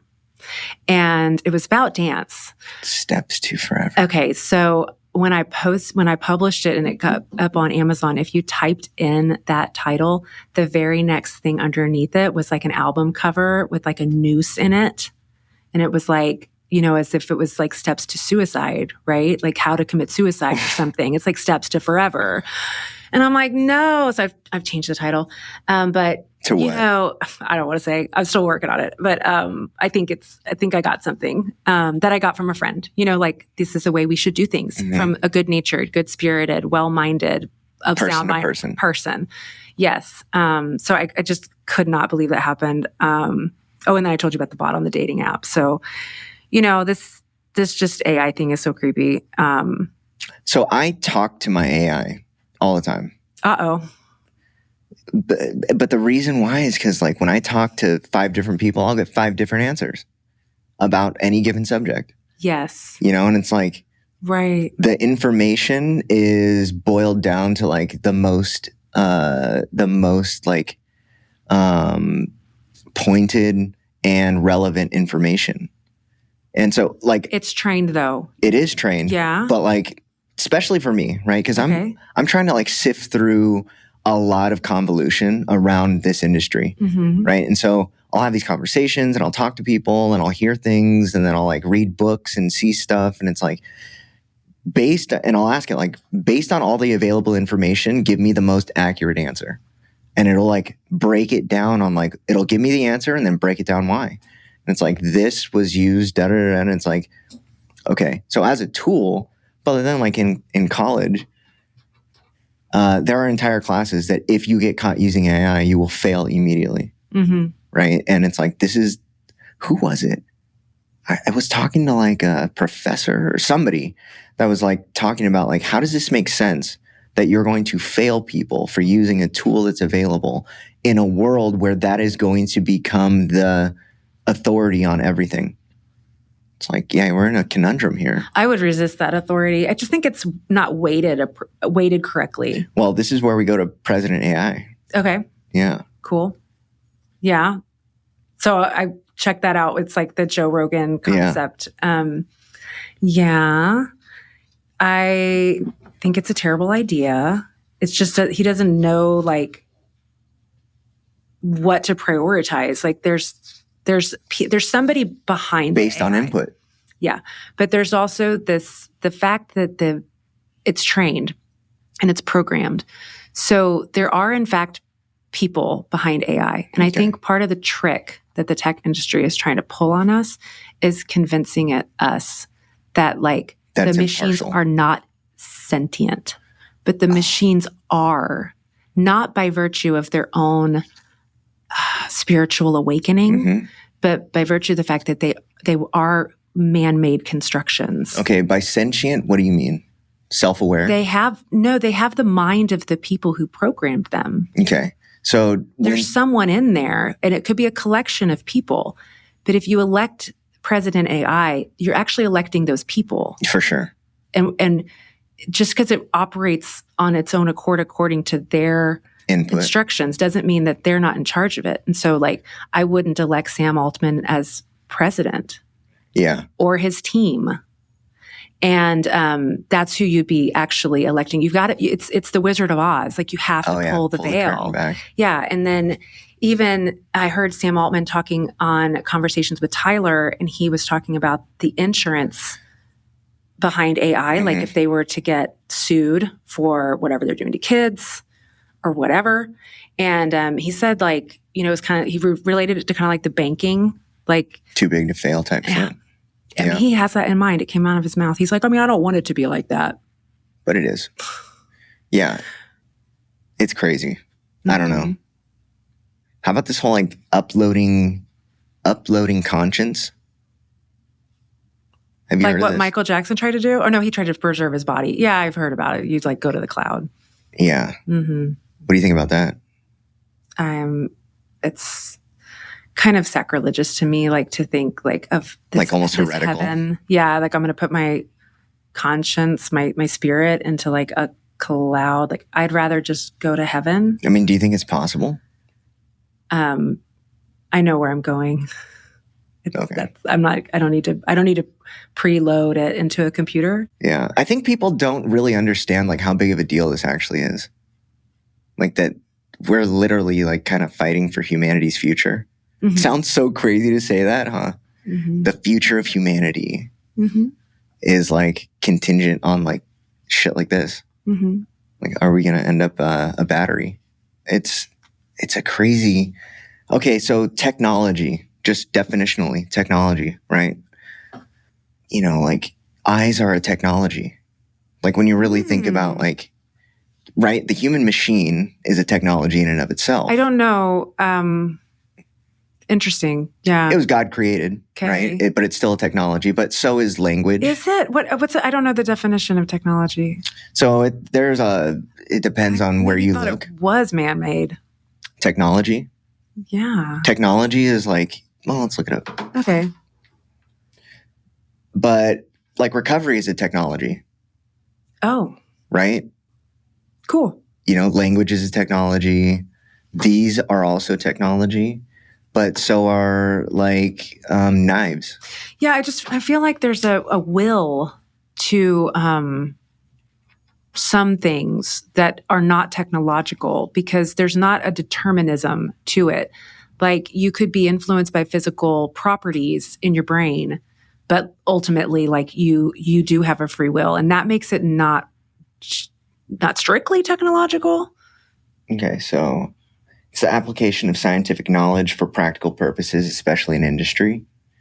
A branch of knowledge dealing with engineering and applied sciences. But when you take it back to Greek, it's art and craft. Okay, cool. Got it. Right? Yeah. And so dance is a technology. Like, a lot of things that we interact with on a daily basis that we take for granted. Earrings are technology. What was the use? It was like attraction, status, a lot of things. You can also use the little pokey ends to like split open a piece of plastic that won't open. Like, I mean, yeah. I feel like they were a tool that women would store in their ears for like little tasks. So when you really talk about jewelry, like, historically where that started was with males, and it was for social status. Oh, okay. Yeah. So like Egyptians, right? It was like the males predominantly wore makeup and jewelry, right? Yeah, is where like, that's where like we, like, for the most part, decorative jewelry, that's where it got its like beginning, was with males. High heels, males. Really? First, yeah. It's circled back around. Yeah. Yeah. I mean, it's like, now when you talk about like feminine traits, masculine traits, now we're talking about like, what does it actually mean? I mean, it's generational, it's cultural. Yeah. And then those things are also technologies, right? So, but what I'm getting at is that, like, when you talk about technology and when you like talk about like applied technology, I I say this all the time. You can build a house with a hammer, or you could beat somebody's head in with it, right? It is up to the person who is manipulating the technology to dictate the outcome, right? Whether it's a cell phone. What about the user? It's the user that dictates the outcome. Okay, gotcha. So you can abuse. Right. Well, and then when it comes down, where I've gotten to with this is, can I really abuse a hammer? And I apply it to drug addiction. It's like, can I really abuse heroin? Or am I really just abusing myself? Right? Right. Is where I have gotten to. That's awesome. So it's like, is drug addiction the abuse of, like when you really look at it's substance abuse? No, it's not. Right. Right? And then it like all tracks back to the industry and like, right. See? So it's like the way that we use words really, really dictates the way that we interact with our reality. Awesome. And then when you think about what words are, they are technology. Cool. Right? And that's me. That's like how I deal with my reality. Cool. Yeah. There's this new, so the Anxious Generation was like the best book, and we can get into that one. There's a new one that's a kid's version, a graphic novel, mainly for like adolescents, preteens. Okay. It's called The Amazing Generation. And it's so cool. And it just says, use the phone as a tool. Like that's, it's a phone. Maybe you do email, messages, calculator, weather, time. When you start driving, GPS, like there's a use for the phone. But you really have to use it as a tool. Yeah, again, it's up to the user. Right. Or the human that is manipulating the tool to dictate the outcome. So this book is awesome. Just to have around, to give to kids, to leave a line around. And what is it called? The Amazing Generation? The Amazing Generation, yeah. Because it trains them. Like my younger son has read it twice already. He loves it. And how old's your youngest now? 10. Okay. So let's see. Just like more on the problem with the industry. Imagine a foreigner coming to your door with a video camera, wanting to hang out with your child alone, and you need to put your credit card on file with him. Wow. When I used the phone as a babysitter, right? It's like hooking up your child to a machine and just tethering them there in solitary confinement. Yeah, the visual of the foreigner was intense. Oh, you like that one? Yeah. Yeah. Because these things are from, you don't know where they're from. Yeah, well, and even if the software was created fucking wherever, it could be created in the United States. Who is actually the people that are finding out ways to manipulate it? It isn't us. It isn't people in the United States, right? It's these Ukrainian bot farms and like these people all over India that are like doing crazy shit. It's like they're still not us. Like we are literally welcoming the rest of everybody else in while we're actively trying to, like, America is more divided and more like blocked off and like than ever. So in a time where we're actively trying to shut out our neighbor, we're actually welcoming in. Exactly. Yeah. Yeah. With Crazy. This self-facing camera and, it's a lot. Yeah. My wife tapes all of her cameras. That's cool. Yeah. Yeah. I laugh at her every time because it's like, the only thing you're doing is blocking the camera. You're not doing anything else. You're not opting out of any of the services. You're not doing any of that. So they might not see you on that camera, but you're not like taping the back ones. You're only taping the front one. Yeah. I mean, they can hear you. Yeah. Obviously. They can hear you. They know where you're at. Right. It's crazy. Yeah. So you mentioned that the kids were the main target, because they've got their whole future ahead of them. Yeah, so it isn't young. It isn't just the hook them when they're young; they're also oblivious. Right. So they are obliviously tight, and they are like the squirrel sees shiny shit and goes after it. Like when they see balloon or gemstones on their screen. Yeah. Yeah, they just tap on shit. Whereas like the adult will be like, not interesting or whatever. Right. So they are the most vulnerable. Totally. Most easily manipulated demographic of our population. Right. So people figured this out and engineered shit for them to be able to, but then also they're feeding like nefarious shit into it. Right. Yeah. And I just want to look out for our seniors too, because they're in their retirement. So although they're window of opportunity may only be 20, 30 years. They have endless free time. They're also being robbed blind, right? Like I was in the Yes. house when somebody hijacked my grandpa's computer, and I could hear him in the other room like, okay, I'll do, it's like his hard drive has like sensitive material on it because there's a lot of client information on there.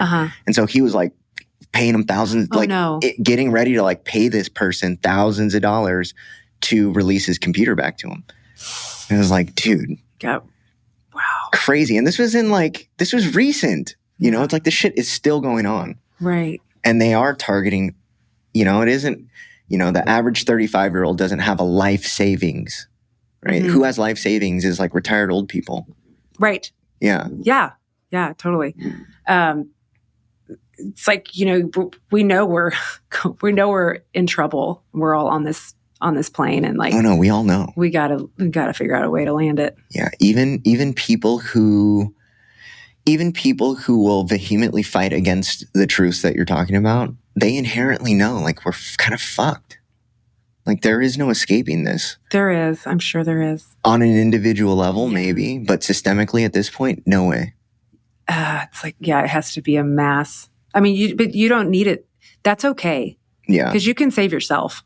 Yeah. You don't have to go down with the ship. Yeah. You have to save yourself before you can save anybody else anyway. Right. And then you can save your spouse and your children and your parents and tell a friend. And that's enough. Like, that's okay. You know? So you and I are seeing this marriage of tech and depopulation. Yeah. And I know you see depopulation in other genres too. I think tech may be the problem. Mm-hmm. It became, the internet was introduced to the public at large in 96.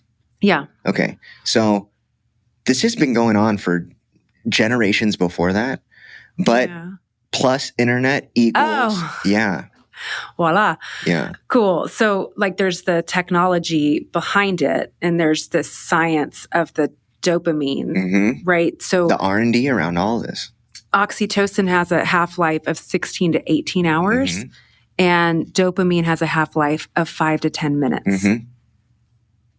So Anna Lemke has some good research on this, and it's, if you do get the oxytocin from socializing, from touching, it's going to last. Have you listened to this show? You? Yeah. Yes. Have you listened to our lives?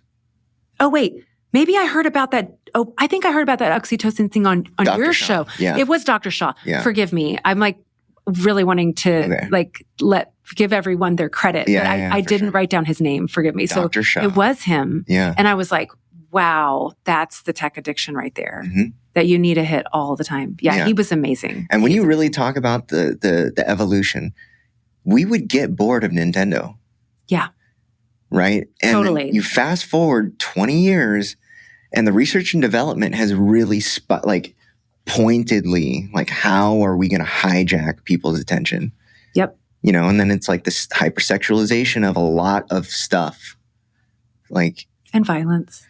Violence too. Kind of. I think that there is a huge valley between the effect of fake violence and fake sex. Because even if it's fake violence, even if it's fake sex, it's still sexually arousing. Whereas people can watch violent movies and video games all day and not go kill people. True. Yeah. Still desensitizing. It's kind of creepy. It is desensitizing, but also I think this was a major contributor to the situation that we ended up with, as far as mainstream attraction to OnlyFans and that type of thing. Where it's 20 years ago, if OnlyFans was a thing, it would have been demonized. I think even 10 years ago, pre-COVID even, if OnlyFans hit...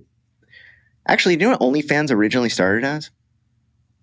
It was for chefs and dance instructors and Oh, it was started in my mind. During COVID, I was I could teach online and I would even I social dance. So if someone wants to dance with me, that, I don't know what we would do, but we could see. Well, that's how it started. Wow. It was at that time too. Yeah. Yeah. So I learned about OnlyFans in 2012. Oh, I didn't know it was that long. Yeah, I had a chef that would do personal, he would do cooking lessons online. Yeah. And that's how it started. Cool. So, but obviously, like with the situation we're in today, it's like, of course, that was going to end up being where it ended up. Right. You know, the it's formula continues. Yeah, I remember Anna Limke. She talked about the trance. That's what that was referent. That's how I had her name in my mind. She also talks about info addicts. So like that's a whole nother addiction that like my kids don't do, but information addicts. Yeah, and my son devolved in. I mean, he also went into Googling. Like once the Chromebook, I got YouTube taken off his Chromebook individually at school. Can you believe they have YouTube on their Chromebooks at school? Like I would look at his screen history and he would be watching YouTube shorts for hours. You know, like that's the worst. That rapid, so horrible. So then it was 2016. That's when OnlyFans started. Okay, cool. But there was they got popular during COVID. Am I right? Well, that's when like the average girl like started to get on there because camming was a thing. Do you remember? Oh, yeah. So camming was digital pimping. Gotcha. Right? Yeah. Where like a guy would find a harem of girls and he would like control them on these, like this was Andrew Tate. Oh no. Yeah. And this was how Andrew Tate made his millions was from cam websites. Yes. Yeah. His whole mastermind, like all of his online stuff was teaching men how to run cam sites. Right. And so pre OnlyFans and Fansly and this type of stuff, it was cam girls. Mm-hmm. And then when girls kind of got hip to like, I could keep all of my own money, they started getting on those types of sites like OnlyFans and Fansly and like whatever the other one is. Mm-hmm. Yeah. So it was like an evolution of another, sexual freedom, which you can stem it all back to like the sexual revolution and then go back to like second wave feminism and then first wave feminism. And then bam, you're right back to the transhumanist depopulation movement. Mm-hmm. You just plus internet equals destruction. Okay. So same with the information addiction, when you just want podcasts and YouTube videos and Google searches for AI results of things you're curious about. Now you're going all the way back to original sin and wanting to know everything. Okay. That's crazy. Yeah. You want godlike knowledge. Yeah. You might not know it, but you can find it. You can find out. Yeah. You can just keep pouring in there. And so there is a information addiction happening too for adults. Yeah, which is when you bring up information addiction, now you add in confirmation bias, right? Because you can engineer a question to get a specific answer. You're not actually addicted to the information. You're addicted to the confirmation bias. For sure. Because I want to be right. Yep. Yeah. I just need some sources. And you can find them. Or I just need Perplexity to tell me I'm right. Yeah. Like, that'll do it. It knows everything. It has. You know what I just did? What? I was like, wait, is that when I heard about OnlyFans? And I asked AI. Sure. It's okay. Yeah. I get it. Yeah. Totally. I do it. I mean, we all, it's like it doesn't matter. But that's just the science, I feel like, behind what's going on with what you're brought to light to me was that dopamine. And that, oxytocin versus dopamine, and even with information, it's just like, dang, okay, now I see myself. Yeah. So let's get back to my son. I read The Anxious Generation. It came out in 2024. Okay. And who wrote it? Jonathan Haidt. Okay. I first heard him on some podcasts. He was on Huberman. And I really thought at the time I was doing well and like I had like hacked parenting. Then I read this book and was like, oh, it's kind of a problem. And then I started doing this, pulling cat and mouse with my son. And then the limits. And then after he rejected the limits, the Adlerian free for all. And then he failed, but he was going to learn from that failure. And then like summer came and I met my fiance. Okay. And he was just a lifesaver. He came in and he just took a look around my family and was like, the boys aren't doing well. Yeah. Which this isn't a criticism to single mothers, but there is an equilibrium in a nuclear family that, especially for single women raising boys, they are maladapted to the world. It just is a fact. The government keeps statistical data and studies at a rate that nobody else can catch up to, right? And so they keep all the outcome studies, they keep all that stuff. And I read a statistic based on a study that said that, well, there was like multiple things. One of the things that was just so crazy was that a child raised in an abusive household where one or both parents are abusing them will have better outcomes than being raised in a single parent household. Mm-hmm. Whether that's male or female, doesn't matter. Mm-hmm. And so like, even if you add in the stimulus of abuse, they still have better outcomes than having a single parent. Mm-hmm. And so, yeah. And I mean, it's hard for women to raise men. Actually, I don't think it's possible. I agree. Yeah. And like I said, this isn't like a critique of single motherhood. It's a critique of the lack of fatherhood, right? It's the men, and this is hookup culture, is men do not want to take responsibility for their actions, which strap up, like do whatever you got to do. But like when you bring a child into this world, that is your responsibility. It isn't your responsibility to pay the child support. It's your responsibility to, and whether you're a part of that child's life or not, it is your fault, right? I have 2 daughters, and I'm thoroughly convinced that it falls squarely on the shoulders of fathers to raise well-adapted women, right? It isn't the mother's relationship. It's the reason why I think this is because I've known maybe not hundreds of prostitutes and strippers, but a lot. Mm-hmm. And every single one of them pointed to their father. Whether it was the abusive relationship, the lack of the father, whatever. Oh. It was never, I hated my mom. It was always, I hated my dad. Wow. Mm-hmm. Aww. Yeah. And so it's like, it's our responsibility. Typically it isn't, there's like the whole court system too that's geared towards awarding motherhood.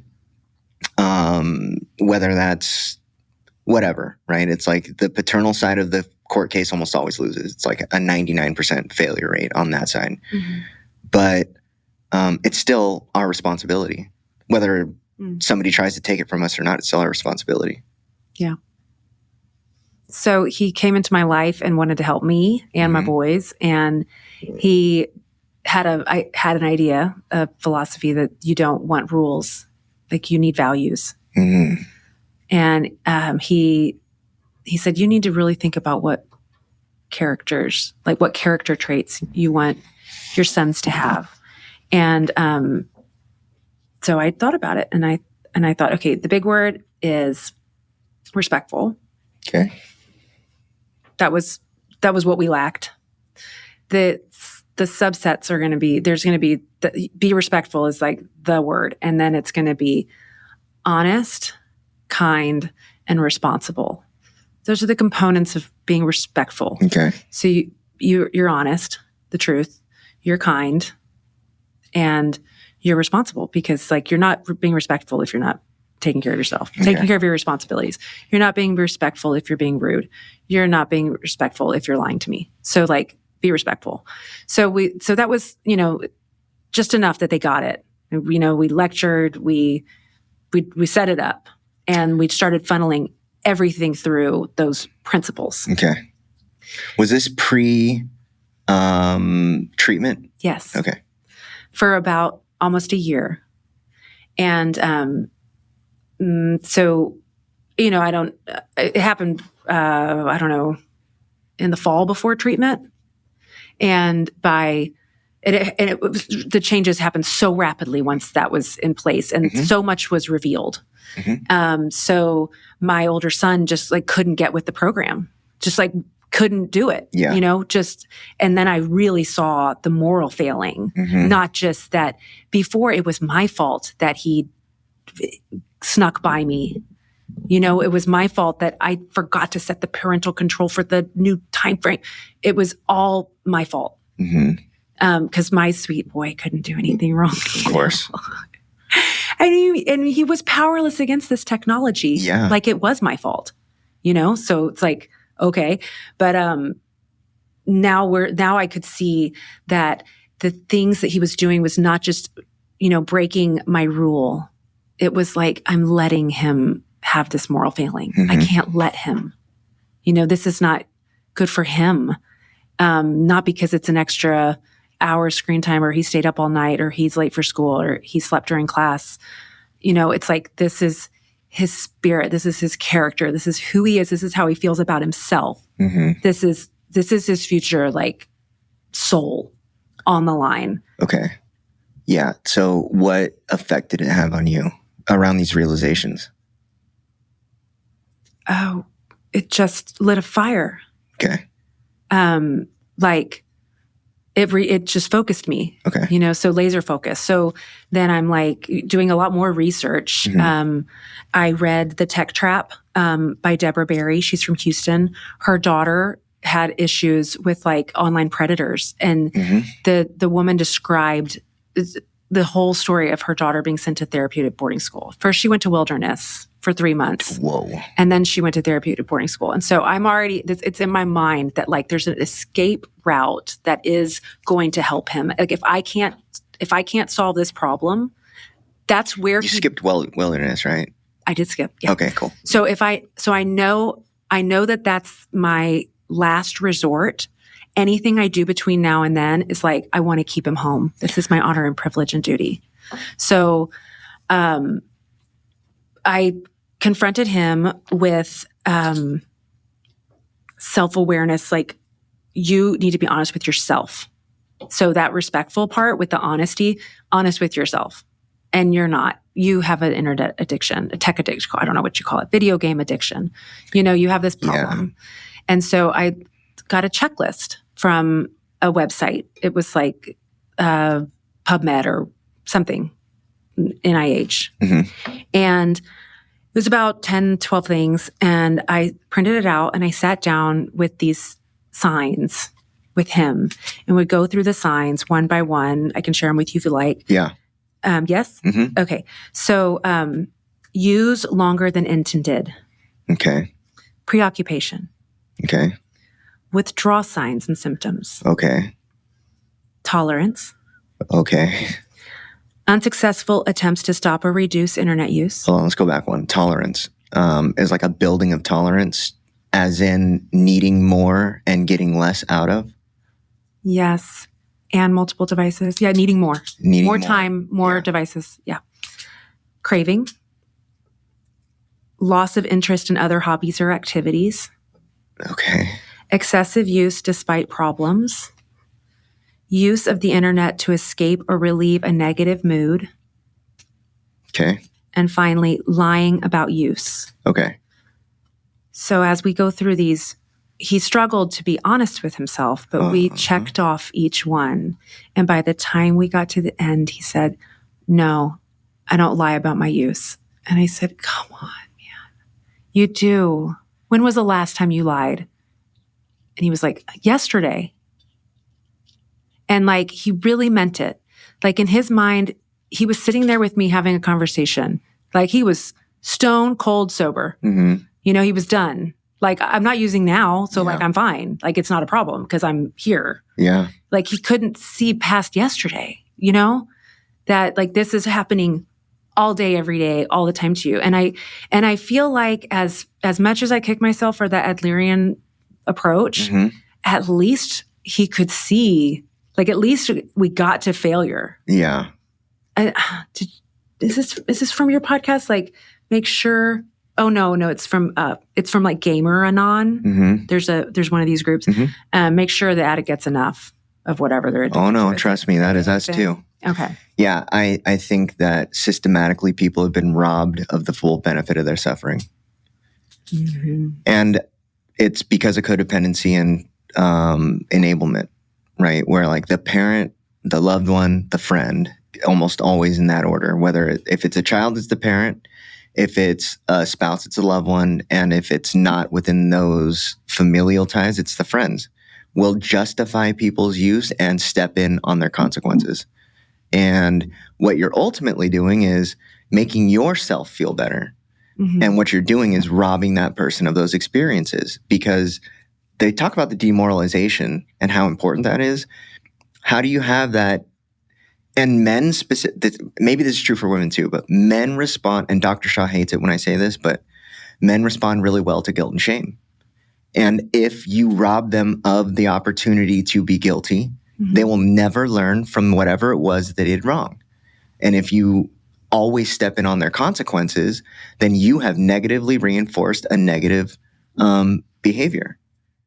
I mean, he saw the light. Good. For this checklist. It's called, by the way, like problematic internet use. That's the clinical term for it now? Or internet gaming disorder. Those are the two terms. Gaming disorders. From NIH, yeah. And then it's Gamers Anonymous.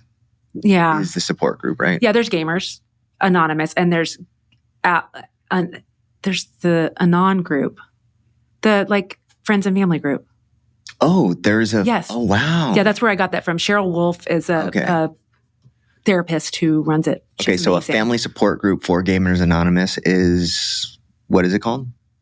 It's like Gamer Anon. Game Anon. Gamer Anon. Gamer Anon. Because game is gambling. Like Gam-Anon is gambling. You're right. Gamer Anon. Yeah. Yes, we got a lot going on. So, Cheryl cracked me up. She's like... She's from here? No. Who's from here? I don't know. Oh, Deborah Berry, the author of Tech Trap. Yeah. Cheryl's described like what we do online is like digging our way to China. Just going. She's awesome. Helped me a lot. So anyway, after we had this big conversation, my son was like totally freaking out about the fact that we were going to pack up the house of all technical devices. Oh, wow. And it was over. What did that look like? What did the meltdown look like? He said to me, if you think it's so bad for me, why do you let me use it at all? Okay. And I said, it's over. I'm not going to. You're right. You're absolutely right. Shot himself in the butt. So sorry. I shouldn't. We're done. Okay. So is your little brother, So it all went away. And it was December 20th. So It was right before Christmas. We had a holiday. We'd home, he was home and we started to learn how to live. Okay. He had a really hard time with it. There was a lot of sibling rivalry that was like unresolved and plus the cravings and the withdrawals and there's just so much like just chaos. Yeah. And I'm sitting there going, we're going to be respectful, honest, kind, responsible, and I'm just trying to like get this to happen. Yeah. Yeah. And he goes back to school and he gets his Chromebook and then I'm advocating. So kind of like, this is where dead dropping started. Yeah.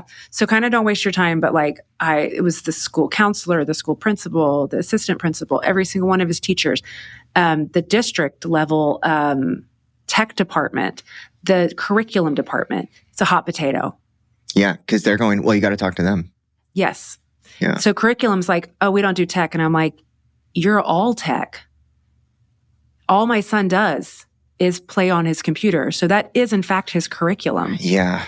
And then the assistant principal says, well, we expect them to be responsible for their own computer use. Yeah.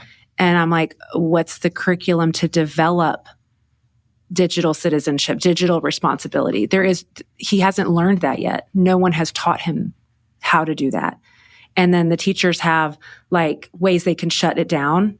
But like they've got a lot of kids and a lot going on and he's hiding under his desk and it's really weird and you need to get him checked out, and it's like, so I'm kind of threatening, like I'm going to refuse computer for my son. And the teachers are like, no, and it's like, okay. Wait, why are they saying no? Because it makes their job now harder. They're going to have to give him paperwork. Okay. And like all the other kids, like they figured this, everyone did their curriculum during the COVID year when they were like in their jammies and then they just are coasting, Mm-hmm. So they don't have to go to the teacher printer. They don't have to go to the printer. Yeah. I mean, they're just sitting there. So, God bless them. It's district wide, it's statewide, and it's Google. that's giving everyone Chromebooks, like subsidized. Ava texted me and said that Apple and Amazon have made massive backroom deals with school districts. There you go. Right? I don't know where she's got this from, but I believe her. There's a lot of iPads in schools too. We had Chromebooks, but iPads are more popular in private schools from what I've seen. So, of course, yeah. So like the tech department was able to remove YouTube from his Chromebook. Okay. And at the end of the school year, the district removed YouTube from all Chromebooks. Okay. Thankfully. So I feel like, I did my part. Like, I don't know, I could get back in there, but like, whatever, I've got to move on. And I think, as much as I want to advocate and I like want to tell you what I feel like you need to know for your own children, which I want. Yeah. It's like, and I'm not, who knows who else is going to hear this? Yeah. Like there are parents out there dealing with, whether it's the same level, worse or less, everybody's going to have to deal with this. I hope so. But you can just bury your head in the sand of social media yourself. So like, or whatever you're into. So yes, it takes everybody, like teamwork, because without each other, like we also don't have much to live for. So like everybody has to do it. It's a collective action problem, as Jonathan Haidt says. So you also need to be like in a group of like-minded parents. That's my brother gave me that advice. It really like made me, it was right after we took away all the devices. He was like, you need to find a community of like-minded parents. So I started looking for private schools in addition to dealing with the Chromebook at school. And did you find them?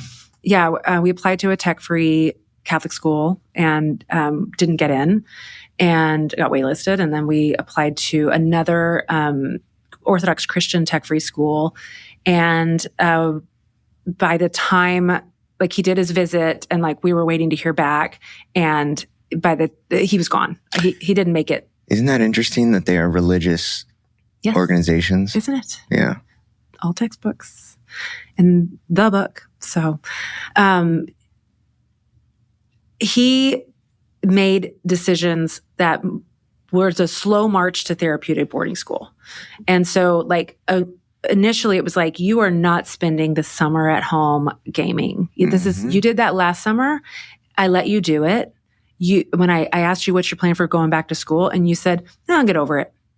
And you didn't. So we're just not going to do that again. But we tried it. So see how the failure, like letting him fail and letting him write his own life plan and making him look at it and be honest with himself and be like, oh, I did fail that. Okay. I don't want to live like this. Like I do want, like to succeed, but then he's going to school and like, he just can't, he can't handle it. Yeah. And it's not, so anyways, it's like, we came up with, you're going to go to Outward Bound, 2 weeks hiking mountains in Colorado. You're going to go to the boys camp at the Catholic school. You're going to go to a Catholic leadership camp. You're going to work. He has a pressure washing business. And, it's just kind of like we got these, in which he started during when I took the stuff away from home. He's like, I'm going to go make money. Great, dude. So he had these summer plans that were all tech-free. And he was looking forward to summer. And then he made decisions. So whether it was kind of running away-ish, where he would like leave, I know what he was doing. Yeah. And he was how old at this time? 12. Okay. Or he was that would be like an infraction. And then there was like locking himself in the bathroom. Locking himself in, he did lock himself in the bedroom, but I took the door handle off. Of course. Yeah. And then he's in the bathroom and it's like, what are you going to do? So there was a couple of things where it's like, now you're not going to your amazing summer vacation that I've planned and paid deposits or paid in full for.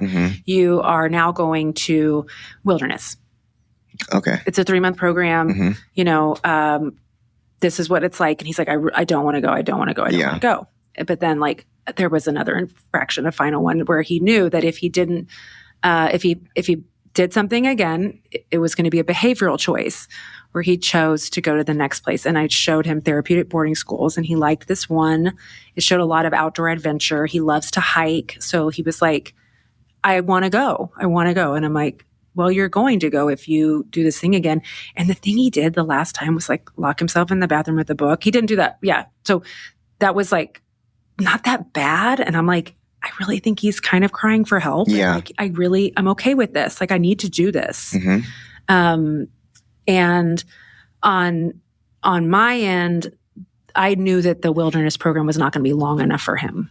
I knew 3 months wasn't enough. Mm-hmm. So like, why extend this whole ordeal by 3 months when he's going to go to therapeutic boarding school? Yeah, because it would also have been 3 months, then a relapse, and then back. He would have gone straight. Okay. But like, it's the difference between 15 and 18 months without him, or 12 to 15 months without him. And the expense for wilderness is like twice the price per month, 3 times the price per month than therapeutic boarding school. Yeah, it's a lot of money. That doesn't even make sense. It's more individual therapy. It's a lot more. Okay, Yeah. I have friends that have gone to wilderness therapy, multiple friends. And all of my friends that did it loved it, to the point where when it was time to go home, they didn't want to. Aw. But awesome. There was no therapy. Oh, there is on these. These are whatever. They're $1,300 a day. A day? Yeah. Wait. Do they do like the kidnap them in the middle of the night They thing? can if you need it. Okay. Yeah. That's called transport services. Yeah. Yeah. So all of my friends got kidnapped in the middle of the night. Mine was happy to go. He made his decision. He was looking forward to it. He was excited. He packed. It was like, we're not even finishing 6th grade. We're leaving 2 weeks early. What are you going to do? Play on your Chromebook? What do you want to do? You want to go? I mean, I'm not actually giving him the choice, but I'm like, you're not going to go watch 2 weeks of YouTube shorts. We're going, get in the car. Yeah. So, and he's one of the only guys there that chose to go. Mm-hmm. And he's very proud of that. I imagine so. Mm-hmm. It's pretty cool. So I'd love to tell you about the program and the therapeutic treatment. I've got a bunch of questions. Okay, I'll give you the rundown. So the things that they provide: 24/7 supervision, of course, coping skills, interrupting, intercepting, like stopping and pausing. Mm-hmm. And they're using those terms? Coping skills, yes. But what about the interrupt and intercept? I wrote intercept. I think it's intercept, but I want to say it's interrupt. Did you get that from us too? I must have gotten that from you because yeah. I think he calls it interrupt. Okay. And you called it intercept. So I was taking notes. We were deciding whether it would be because there's normalized terms for this stuff even in this industry, but it's intervene. Right? Intervene, when you look at like the word, you are still stopping something, right? And so anyway, it ended up being interrupt, where you're actually like, you're interrupting a process instead of intervening on a consequence. Okay, cool. Yeah. More on that. There's a book, I think it's Whole Brain Child, but it talks about pause and stop. They use interrupt, but they also use this third person kind of perspective where you should just like try to look at yourself from the outside a little bit. And I like that idea of intervene because it's kind of like the you and the you. Yeah. Let the you intervene in this situation. Yeah, for sure. Yeah. Language is so important when you are talking about helping somebody heal, right? You can use like ambiguous terms. And if you don't put enough thought into it, like intervene, what is the actual difference between interrupt, intervene, and intercept? Like probably not that big of a difference definitionally, but in practice, it can make the world of difference in whether or not, because what are you actually doing? Right. Cool. Exercise is required. He's currently required to do 15,000 steps a day measured by his Fitbit. Jeez. They make it fun. He's like working his way toward Mordor. Oh my gosh. Yeah. That's so It's a long trek. So very much like quieting the amygdala. Great. At home, we used to listen to No Agenda. That's our favorite. We just laugh at the news, laugh our heads off. So we don't take all that seriously, Yeah. At school, they don't get news. They watch like a little bit of CNN and discuss it in social studies class. Okay. And I'm always like, what were the commercials? And he's like, they don't play us the commercials. Okay. And I'm like, well, then you don't know who's funding it. So you don't see the potential bias. No, you know. They're all But the he same knows. funders. Yeah, he knows It's that the there's big pharma. somebody behind it. But I'm like, you guys should really watch the commercials. Yeah. Mm-hmm. Anyway, so they do. So I'm seeing this physical change through that mind body with the exercise. And do they talk about the quieting of the amygdala? No, I think you do. Mm-hmm. Right. But I mean, it's effectively the same thing, especially when you add the physical component to the recovery. Yeah. And that's a no agenda phrase too. Amygdala shrinkage. Really? Yeah, they talk about it all the time because the news will get you all fired up and freaked out. Yeah. You know? It's also a hardening and a scarring of the actual organ. Wow. Yeah. And so like the hyperactivity that is caused in the, like when you start the escalation and end up in that elevated state, it is an actual signal interruption by the scarring that causes like a misfiring. Right? Where it's like, instead of a linear path for the signals to go, it has to work itself through this scarring. That's like the hardening of the material, and it shoots it off in different directions. Wow. And then it stimulates a part of the brain that wasn't supposed to, and it starts this whole... Amazing. Mm-hmm. Amazing. Yeah, when you're like not doing the right thing, like the technology is there, right? Like we were created that way. Like it's not working. Yeah, and so I've always applied the word technology to the amygdala. Cool. That it was an actual technology. Right. Yeah. Right. And so this is where like the whole, like God created this technology. Yeah. So wow. So they deal with the underlying issues. This is what really drew me to this school, because I saw like, oh, it's not a tech addiction. Like there's something beneath this. Like you said, the trauma. Yeah. So they do that through group therapy, individual therapy, family therapy with me and other family members. Is the family therapy mandatory?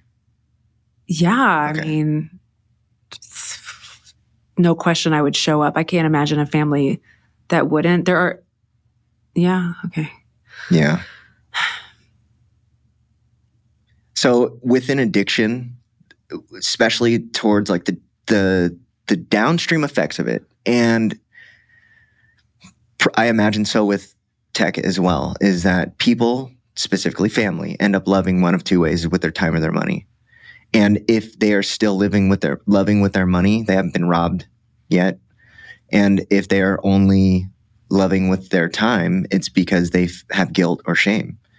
But there's a difference between support, like there's a different quality of supports, right? There's spiritual support, mental support, monetary support, the negative supports like the enabling and all that stuff. And within addiction, you will see it so often where people just don't show up for family programming. And it's not mandatory because there is no medical billing code for family therapy. Right. There are family seminars where you go in person, and those are optional for sure. Not everybody goes, but like a lot. I mean, it seems like almost everybody's there. Really, I'm sure. Really. Yeah. It's like a weekend, where you do things together with the child, but like mainly it's more like the family's getting experts. Yeah. And there's equine therapy. Okay. And has he participated in that? Yes. Is it? So what's his experience been? It's so awesome. Okay. He completely resisted it. Totally thought it was lame. Not interested. Yeah. Do you know Rune? Yeah, okay. I heard. Okay. I heard your show with him. So cool.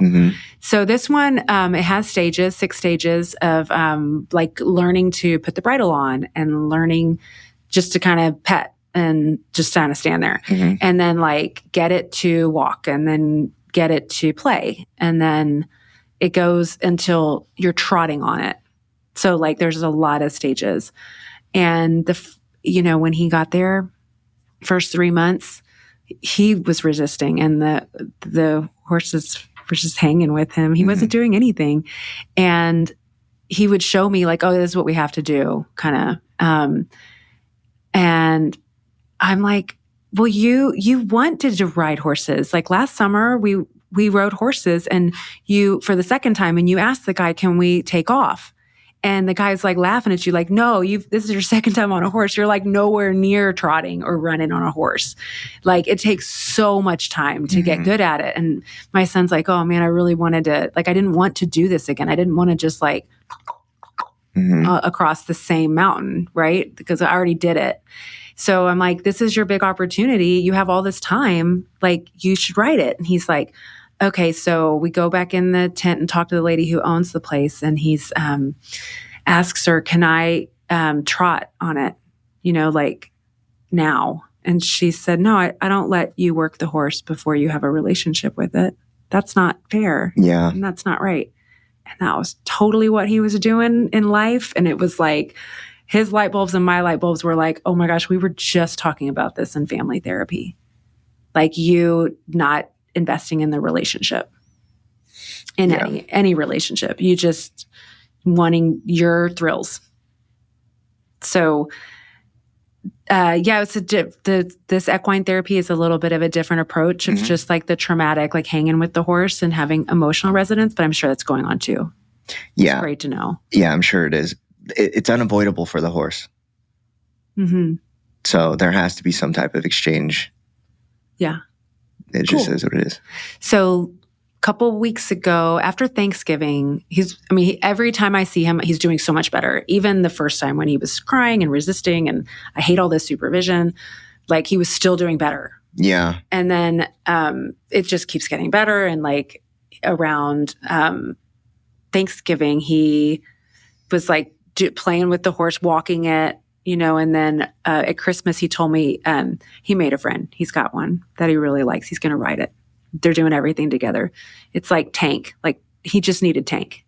Okay. You're talking about him doing better. Are you asking questions with like the therapist, and who do you interact with there? The behavioral therapist and the therapist. Okay. Do they attribute his doing better with the detox? Like, was that terminology used at all? I use it. Okay. There's detox. There's nature. There's a lot of nature therapy. They're in the woods. Mm-hmm. They do path work, which is like a 4-step program. Each quarter has a different main topic focus of character development. Okay. Underneath those that have social skills. They're different from the coping skills. Yeah. Coping skills are like how they're dealing with problems, but social skills are like what they need just to function and thrive. And the behavioral counselors assign social skills new every quarter. Okay. It's supposed to be every quarter. It could take longer if you don't pass all your social skills or you don't do all of the work. Right. There's a lot of assignments. And the behavioral counselor will do checkoffs. So his first set of social skills, he couldn't get with it. Yeah. Total failure, right? Just rebelling, resisting. And they took it down to checking him off on an hourly basis. Wow. It took that level of supervision. And is this typical? Yeah. Yeah. I can't really speak to the other boys, but I think so. Yeah. They have this. It sounds like it, because once that becomes a viable option, it sounds like that they almost, it makes sense that they all end up at the same level of dysfunction. Mm-hmm. And they have the system totally down. We're not the first family. They're not figuring this out. They've been doing it 20 years, I think, 1,000 kids. So the checklist is okay, so he would start getting a check for an hour and then, a couple hours. And then I went all afternoon and I made it through a whole day. I strung a couple days together. It's been 2 weeks since my last infraction, and then now he's just coasting. He's got 2 mentees. He's giving campus tours. Wow. It's just doing great. So proud of himself. How long has he been there? 7 months. Total 7 months. Yeah, it was May. And it's January now. So maybe we're coming up on 8. Maybe it's 8. Anyways, so the individual therapy, I don't know what happens. I'm not there. Okay. I get check-ins. I get told responding or not type thing. Yeah, how he's doing. And I get just recommendations for how I can help with structure at home. I have a lot to do to get ready for his reintroduction to our family. Dude, yeah. Yeah, because I don't have an hourly checklist. Like, I'm not paying attention to him 24/7. I have to actually sleep and take a break and, be a functioning person. Yeah. So it takes a lot of supervision to give him this feedback that he needs. And he has, Thanksgiving or Christmas, he said, I resisted the supervision so much, but that's exactly what I needed. Yeah. Yeah, the family part about this, with an addiction, is that, first of all, there's no medical billing code for family therapy. Most places, in my opinion, like, they would never say this, but the less family come, the easier it is on them that weekend. And I doubt they would ever admit that or say it. And I'm sure, like, the person that's guiding those family groups really want people there, but they're not making money on it. It costs them money. Right? But it's impossible to send a healing person into a sick situation and expect that healing person to not get sick again. Yeah. It's just doesn't make logical sense. Right. And then in practice, it never works. There is never healing by osmosis. It never works the other way around. People only get sick for whatever, probably because of the law of entropy, right? Yeah. Like, that's just how it has to go. Right. So I have to set up a lot of structure for him, and he wants it. He's eager for this. He's like, this is what I like. Yeah. I want to go to a structured school. He's open to, going to boarding school again. But let me tell you more about the program. So there's an unofficial, play therapy going on. Okay. Little kids do play therapy. Like, this is great because they're all available. None of them are going home to play video games. They're all just hanging out, and they have board games, and they have basketball and tetherball, they just hanging. So he gets tons of free time with boys his age. That's so crazy. Why can't we do that? I can't send him out the front door and expect that to happen because nobody's out there. It will not happen. Yeah. So that's the main reason he wanted to go. The treks and the hikes and the kayaking and stuff looked really cool to him, but it was the idea that they had D&D and Magic the Gathering, and the kids played it. Like, they play there. And when we went tech-free, before he left, we started, instead of the YouTube club, we started a board game night at our house, and he had friends over, and they loved it. So he's like, I want to do that, there. Let's see. The kids are also one of the concepts in their path work is show up and be present, right? So that's one of the things where all the kids are encouraged to show up and be present. They're not let to go off and be isolated. They're coached and helped and supported and being social with each other, supporting each other. So when they get the infractions, they do get time and space. And my son just says, I needed all that time. I needed all of it. I just had to think. It's you got to think about your life, But when you're glued in, tuned in 24/7, except when you're sleeping, you don't have a moment to think about it. Is that crazy?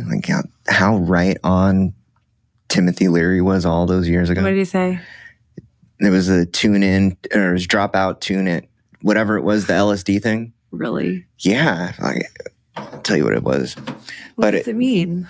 It was tune out of all of the BS and drop out of society and but it was basically disconnect from the machine, right? Oh, wow. Yeah. And it was all around the LSD movement. It's okay, in a good way? Yeah. Oh. Well, I mean, not according... Parts of it were good. Not according to the government. Timothy Leary was the tune in, turn on, and drop out. Okay. Yeah, and it was just the disconnect from... This was the Vietnam War and free love, all that stuff. Yeah. And he was saying we are headed in a fucked up direction. Yeah. And do these things and okay, go into nature. Right. Unplug. Yeah. Cool. Walden Thoreau too. He came up with the term brain rot. Oh yeah. Which is really popular now. So they have a digital citizenship program for the last 3 months of the stay. So kids can come anytime and go anytime. When they're nearing the end, they get one device of their choice and they learn to use it. And I'm not a huge fan of this, and I've talked to my son about it, and his choice is an MP3 player to listen to music, and I'm fine with it. He is a musician, and he's great. And like, I think it's a smart choice for him. Yeah. And finally, they do graduation ceremonies so that they do get prepared to leave, and there's a honorable closure. They get to talk about their life, their experience, and everyone gathers and they go. If the grid shut down today, music would be lost forever. Like, to a lot of people. Interesting. My son got his music taken away from him with the more infractions at home. And he was like, I can't believe you would take away music. And I said, there's one way you'll always have music. You got to make it. He's like, my voice. Yes. So I can't take that away from you. Yeah. You're just whining. Yeah. Know songs. Yeah. You can make up songs for sure. I've got this whole theory about the music industry. Tell me. Okay. So look at mainstream music today and who's making it, right? It's no longer the artist, right? They're recording artists. They actually have no talent. They don't need it, right? They just need a backstory. They need to sell this person's backstory. And then engineers create it, right? And they changed, like, they went from different harmonies even, right? And different, like even when you listen to the frequencies of the sounds, they are different. And when you look at like the frequencies that they are engineering music out of today, it points to like some really crazy shit, right? But 20 years ago, it was bands, talent, practice, for sure, all this stuff. And so today, again, it is these engineers that are going to these liberal schools that are getting ingrained and indoctrinated into all of this crazy shit that is creating music that's pointing people towards drugs, sex, all the violence, gangbanging. Like, that's what's on the mainstream right now. Sagging their pants, beating people up, like woman to woman to woman. Like, this is, and it's all engineered, right? There is no talent involved in music anymore. It's all engineered. Wow. Yeah. And I think it's all being done. You can point it all back to the same shit. Right. I could see that. And so it's like, I'm a metal guy. And so like, I have friends that are like in big world touring bands still. Right. Cool. And like, I got kicked out at 16 and I went and lived at a music studio. And so like, got to watch, like, it was, if I wasn't at a practice, I was at a show every day of the week for months and like forever for like my 16 to like 18. Like, that's just all I did. Cool. But I see it now where it's like music has fundamentally changed. Yeah. And people today are more invested and being influenced by music more than ever. And it's all nefarious. Oh, no. I mean, right? Am I wrong? I don't think so. It's more nefarious than ever. It's more nefarious than ever. And when you look at what people are basing their image off of, it is based on the person that they listen to the most. Wow. Right? I can see that. I'm ready for the ska revival. Fourth wave ska. Yeah. Dude, I have a friend. Live music. I have a friend. He's in a ska band and it's called Bill Scosby. You've got to listen to him. Okay, I'll check him out. Bill Scosby. Have him come to Houston. He's actually in jail right now, but it's an amazing band. He gets out. Yeah. Cool. So I just want to say, like, he personally does not do medication. Okay. That's a thing that he's proud of. Yeah. He likes that he's kind of facing this without. And I see like any possible diagnosis that he could have had just disappearing. Yeah. Have you heard us talk about medication? No, I don't think so. Okay. Go ahead. So everybody that quits drugs or alcohol is going to have depression and anxiety. And they should. And what do we immediately do is diagnose them with depression and anxiety and put them on medications. Okay. Why are we diagnosing people who should be there is no underlying diagnosis. They should be depressed and anxious. Yeah. They're coming off of drugs. Yeah. They have wreckage that they have to fucking deal with. Why are we putting them on medication? Mm-hmm. Right? And Dr. Shaw is like, nope, ain't doing it. Wow. Right? And so it's like, obviously, like there are, again, handcuffs that the industry puts on us where it's like, in order to justify treatment, you've got to prescribe. Because I said, we ended up a bridge between the medical industry and the pharmaceutical industry. Right? And so, you know, there are handcuffs that we have. It's, in order to legally proceed, there needs to be like medical intervention. But again, that word, medical intervention, like you are now stepping into consequences. But medications specifically around depression and anxiety were engineered to do something very specific for a specific amount of time. And you see everybody end up on them for life. Right? And it's like, now, not only if you don't have clinical anxiety or depression, it will give you anxiety or depression. And now you are treating something that was caused by the medication with the medication. Ridiculous. It's crazy. Yeah. And so then now when you like rewind the tape to like childhood medication. Yeah. Okay, childhood medication. This is new. But so are all these diagnoses. Right? It's the technology. So, but the diagnoses and the medication predate the technology. Oh, okay. Yeah, kind of when we were kids. Yeah. Yeah. Right. So they started the Ritalins and all this stuff. And as that became more prolific, so did the diagnoses. I see. Right. Right. So what came first, the chicken or the egg? Are they actually mental diagnoses, or are these just bad kids that you're putting on medication because you don't want to deal with them? Right. I mean, did you see the South Park thing about how people handled ADHD back in our day? Oh, yeah. It's just whack. Yeah. Yeah. Yeah. Dude. So, and then you look at like, how did we end up in this situation? It's like, oh, it's because disciplining your kids became illegal. It's not illegal. In Texas, it's not. Well, you can't hit them, but you can use corporal discipline. Okay.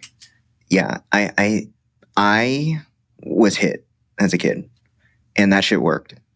Right. And it was a Machiavellian type thing where it was like, are you ruling out love or fear type thing? Right. But the reality is most people equate discipline to spanking. Right. And so if they don't spank their kid, they don't discipline their kid. Right. It's like, but that also is, we're all maladjusted. Like we are also fucked up. Right. We are not our grandparents' generation. Right. Where it's like, my generation is also a result of the deterioration of the nuclear family. This is where it started, was like during my generation. And so, of course, my generation can't discipline their kids. Our parents couldn't discipline us. Right? And so, and then it devolves. But you kind of said yours did? Or are you just saying culture? No, mine did. Okay. But mine were abnormal at the time even. Oh, mine too. Okay, gotcha. You know, like it was already abnormal and in California illegal to spank your kids. Okay, in Texas it's not. And I sat down with my younger son and reviewed the Bible verse with him. I'm really glad to know that it's not illegal to spank your kids here. Not. Okay. Good tip. You can look it up. And spare the rod, hate the child is biblical. And there's like Bible plans about responsible, righteous discipline. And it is our duty. And it's, you know, so much of what the Bible tells us to do seems onerous until you realize it's like for your own good and in your best interest. And, you know, you do get to choose if you do it or not. He didn't make us to not have a choice. Yeah. So you can do it. Another note is that you can leave your children unsupervised. It's up to you to determine how capable they are. So you cannot neglect past the point of their capability. So they're going to have to be a certain age and a certain level of intelligence and responsibility. Like you are responsible for them, but you can leave them alone at home and you can kick them out of the house and you can make them go play in the backyard. You know, so like there's things where they can't stay home alone so long, like that you haven't fed them, or but I mean, they can be lonely and scared and bored. Yeah. In a day and age where it's my generation, right? The millennials, not only are we raising children, which is scary, but we're also about to take control of the country, right? Which is even scarier. But in a day and age where you see it on the news all the time, where it's like the OnlyFans mom left the kid in the cradle for 3 days.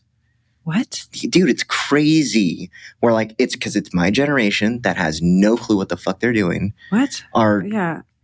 Just making these crazy decisions. There was that one guy in San Diego that left thousands of dollars for his 9 and 7-year-old daughters, left them in there for months. No. And would order them food? Grubhub every day. Oh, no. And the Grubhub delivery guy, it was like the same person every day, called and was like, there's something, I've been all summer long. And the guy's like on vacation. No way. Yeah. Wow. Yeah. That's wild. And so like you give these people these freedoms, of course they're going to take advantage of it. Right. And then rules are only made when a situation comes up that calls for rules. Right. Like there were no rules at one point in time. And then somebody broke a law, did something, and we created a law. Okay. And so eventually, and laws never get looser. They only get tighter. Right. And so we're in a situation today where it's like, well, we still have these little freedoms. For how long? Right. Yeah. How long? Especially because we don't even own our kids. So then going back to that psychological tethering, and like you are confining your children by use of a device, because like you wouldn't have left them alone for 3 months if you didn't know that you could trust the device to keep them there. Yeah. So there's that babysitter component going on too, where it's like, it's fine. They have their phones. Have you seen the digital babysitting? No. There are people that like set up cameras all over their house, and then they pay somebody to sit on the way and just watch. Okay. I feel like some of that goes on with the 24/7 supervision at the therapeutic boarding school, because totally different. Okay. These are parents that want to go to Florida for the weekend. I see. And they're paying who knows who. Kids. Like not having a kegger in the house while we're gone, or like little kids. Little kids. Okay. Yeah, no. Not like you're making a bad decision. It's more like you have no clue what a bad decision is. Oh no. Little kids. Boo. Yeah. And they're just monitoring them from their computer. Crazy. What happens if there's an emergency? The person calls. And then they fly back from Florida real fast? I guess. I mean, I don't think... Call a neighbor or something? Wow. Well, I mean, I guess there's probably legal loopholes that said, no, there was somebody watching him. Yeah. Yeah. Oh, wow. Crazy. So I want to tell you a little bit... Or do you have any questions about the boarding school? It would derail... Like, not that I don't derail everything anyway, but... yeah, I mean, it's so... Even though it's so similar... Right. The baseline problem is very similar to addiction. The solution is massively different because they understand the length of exposure component dictates the outcome, which is so important. And we don't care anymore in my industry. So, yeah, it's it's just... Everything that they are doing right, it's like what we are doing wrong. They are so loving. I'll tell you, like they just pour in to me and to him. Which is amazing. It's amazing. And that is amazing because we just don't do it. The very beginning, they said, you're a single mother and there are scholarships available. And they helped me. Okay. And they told me like I had to put up my own level of support. My father's helping me.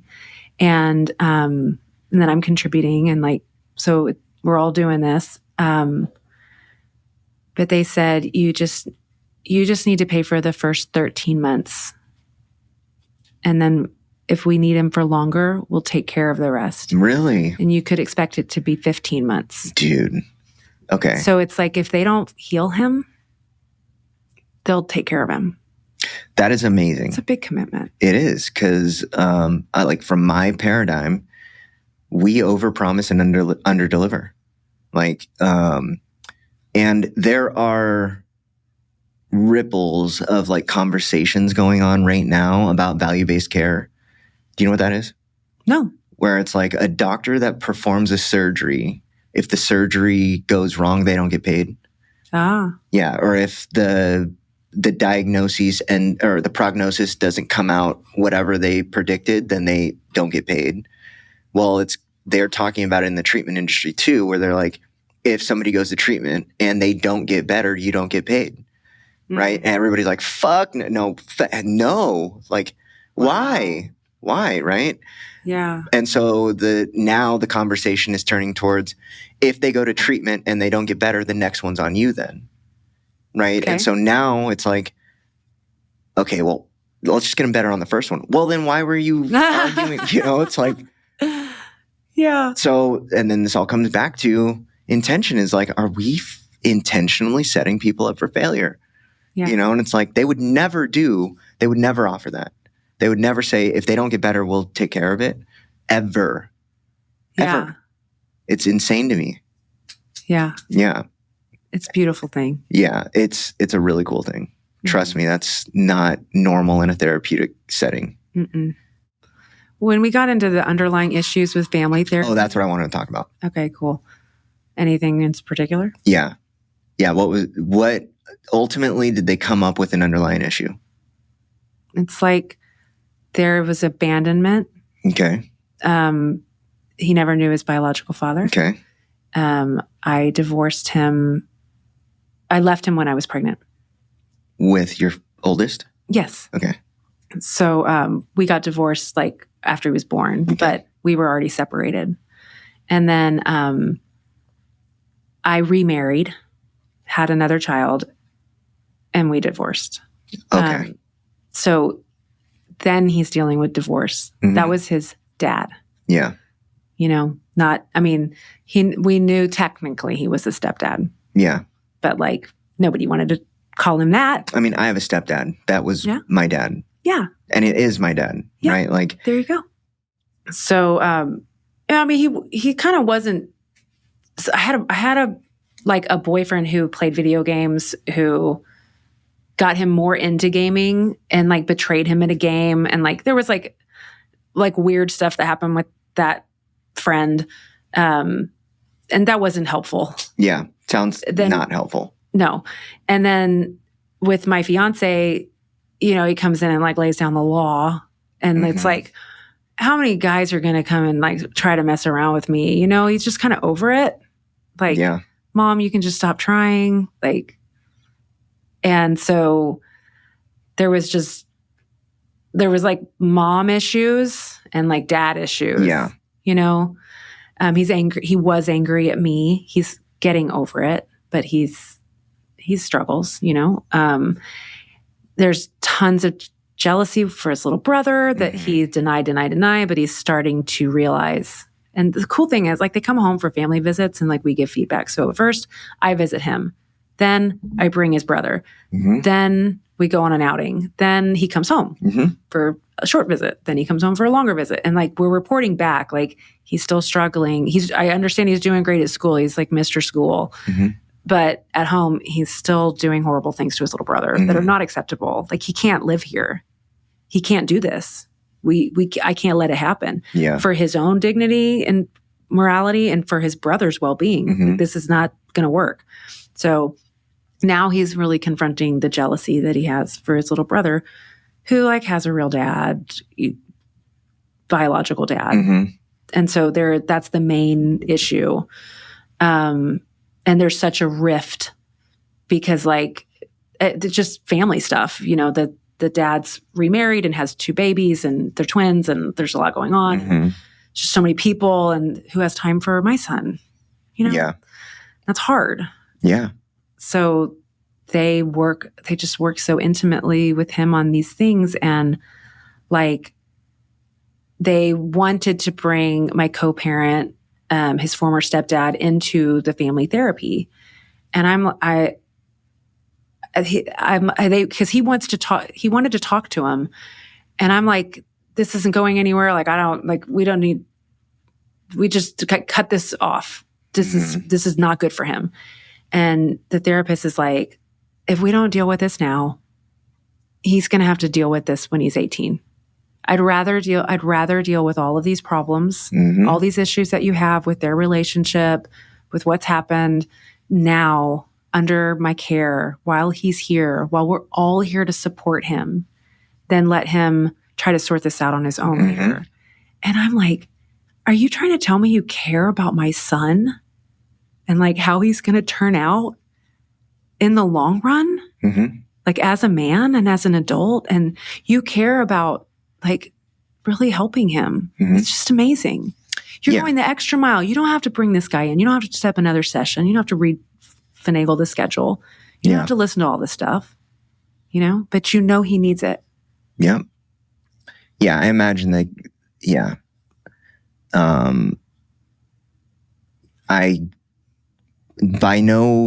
In no way at all do I mean to like downplay anything that they're doing. But I imagine that there's like emotional investment, and these sound like the type of people, there was like that coach in high school that would like talk to kids. Yeah. And then like, you find out that like they went to like somebody's wedding like 10 years later or whatever. Yeah. Because there was like emotional buy-in. Yeah. It sounds like those type of things. Right. Right. There's like 15 years later, they'll still call this counselor and be like, hey, I'm whatever, Yeah. Yeah. When I was visiting one time, there was a kid that was coming back to campus just to hang out and like say hi to everybody. And that's going on too. Generation Alpha. Yeah. Right. That's your kids. Yeah. I think one of them is one and one of them is the other technically. I think like Gen Z? Yeah. Is that there? So is Alpha the newest? Alpha is the I think it's 13 to 2.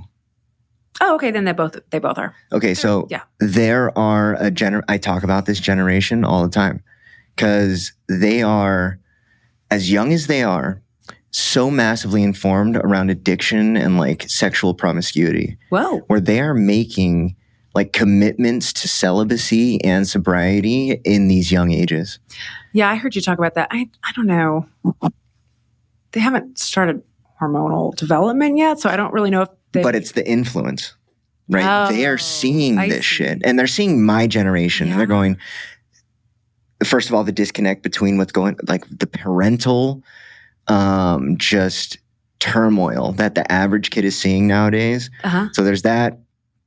There's the dating mess, which is hookup culture, which is like pointing all these kids in this like, oh yeah, we don't want to do any of this. And then the addiction stuff. Like, I don't actually know where they are getting this information from, but I know that the only factor that wasn't there for me was this, right? And so it has to be the exposure to the information that they are all participating in. And then it has to be that like, they are living with the consequences of other people's decisions. It's like cultural rock bottom. Wow. And so now there's this generation of people that are being brought up. They're kids, literal children, not even teenagers, that are making these decisions publicly. And it's like, dude, it cannot be because of our great example. It has to be because of our terrible example. So true. Yeah. Wow. Well, Godspeed. Yeah. And it's appropriate that they're Generation Alpha. Yeah. And it's like, okay, good job. Cool. Yeah. Reset. We're in the middle. We're responsible for them and for our parents. It's a lot.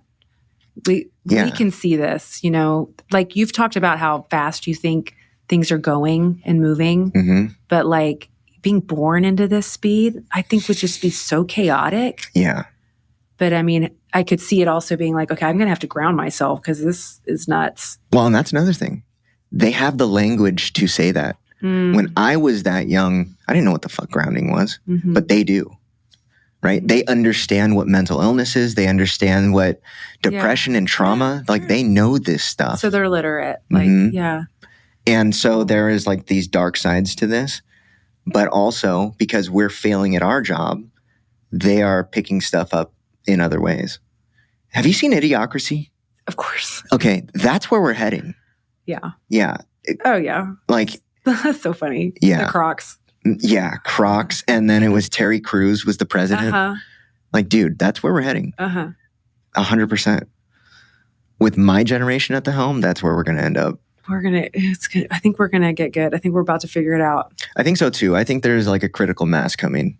There will be like a directional change, whether it's good or bad, I don't know. But something has to change. I think so. I wanted to tell you about the way people respond.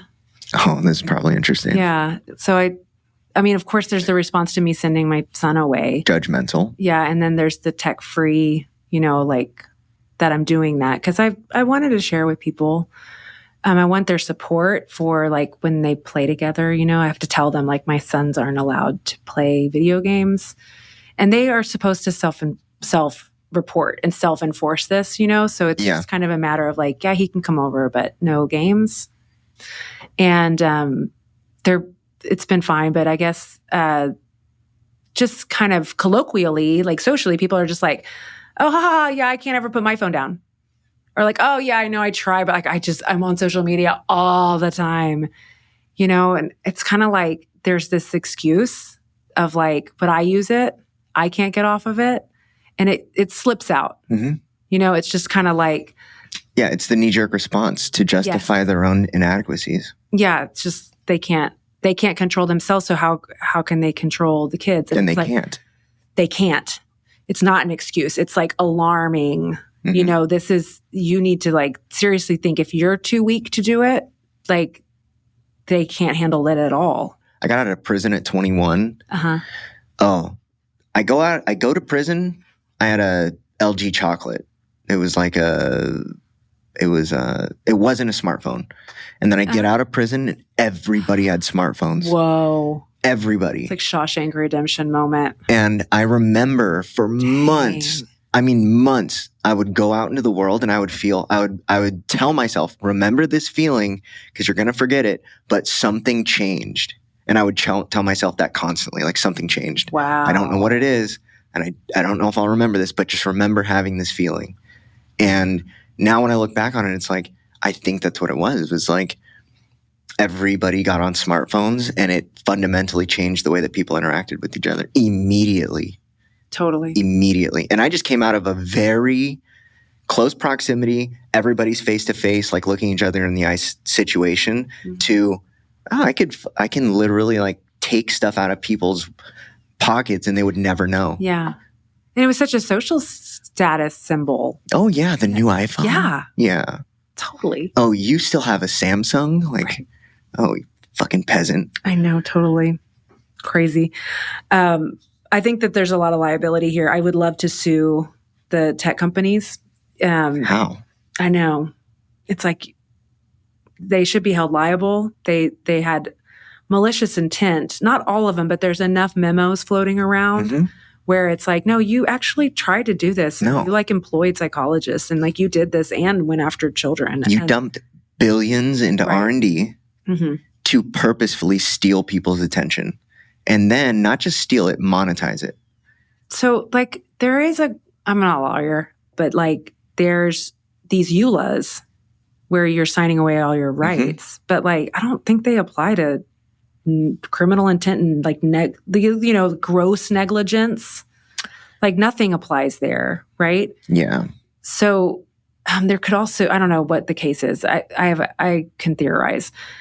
There would have to be a chain of events that happen in order for this to have ground, right? And it would have to be something along the lines of like catastrophic outcomes combined with whistleblowers, with evidence, combined with like a big enough movement of like a class action lawsuit to have this take root. Right. I know it could be class action, but it's just like, well, it's, you know what? It's just my son and it's been very expensive. And, No, it's not just your son. It's a whole school. I know, but I'm just saying like, I know. Yeah. It could be a huge thing, but it's like, it gets so big that like, you don't want to touch it. And it's like, well, that's the problem because there's no liability here when they're causing irreparable, enormous harm. Yeah. So the problem with this is humans did not evolve to have something like this hit them this fast.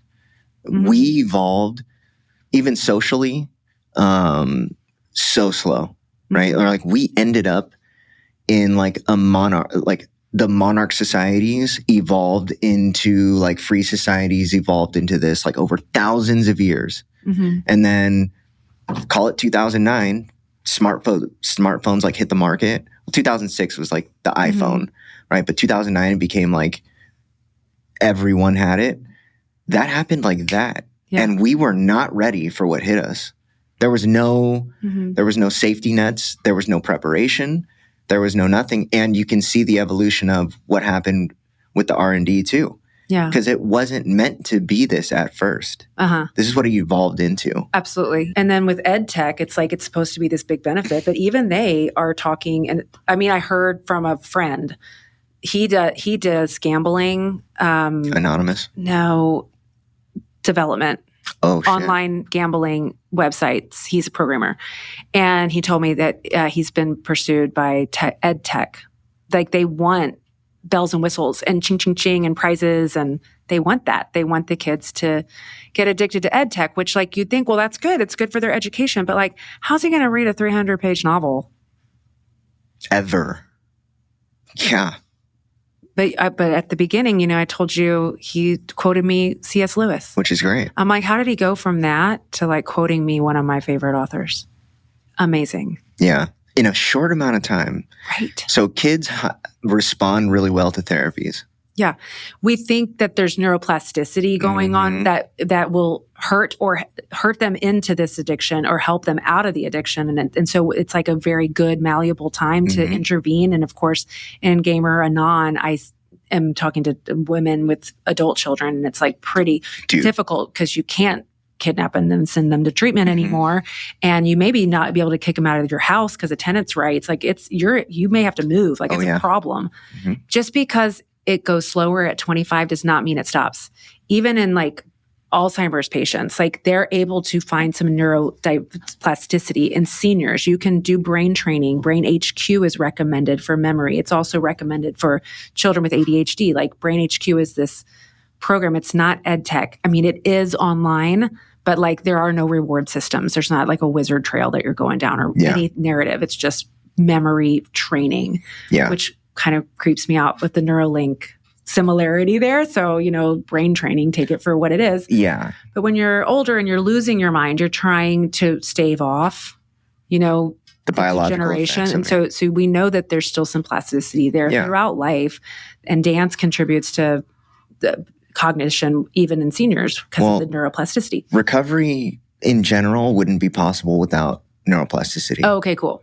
So my point is like adults need to be careful too. Like we are not immune to having a major tech problem in our lives. Our brains are still adapting to this technology. So what we are seeing in the children like could be coming for us. And then what? Like, is there anyone left? The sky is falling. Just plug yourself in now and right. We can all just take the lady in the red dress. I know. Fuck. Right. Yeah. So my recommendations are no screens in elementary school. Period. None. Family movie night. Don't even hand them the phone in the car. Like not in the grocery store line, like not in the waiting room. Yeah. Because it is ultimately just the starting point. Yes. Yes, they will want more. There's no, I mean, it might have, maybe people say like, oh, yours have a particular problem with it. And I'm like, maybe, I don't know. I kind of see it everywhere I go. I've talked about this since the beginning of the podcast. Yeah? Yeah, the meme. And at first it was like one of those things that just kind of ominously floated around the internet. Because I've been a conspiracy theorist for a long time and you've seen these, I've seen them forever. But it was the picture of kids in 1995 at a playground playing, and then pictures of kids at whatever year I was in on the playground, and they're all just looking at a phone. Yeah, that Switch commercial too. Yeah. And then, that too, right? It's like, no, it's crazy. Right. We all accepted it. It was like blindly. It's Brave New World. It is in a book. It's Aldous Huxley, and it's like a substance they take. It's like they willingly do it. They willingly want it. I'm thinking of Soylent Green. I know. I was too for a second. It's like that. I can't remember the name. I wonder how many people know what I'm talking. How many people are going to listen to this and know what Soylent Green is? Yeah, I heard about it on No Agenda. John C. Dvorak mentioned. Oh, you've never seen the movie? I did. Oh, okay. No, I rented it from the library. I had to go to find it. Yeah, it was on DVD. I was like, okay, awesome. My grandpa showed me that movie like when I was a kid.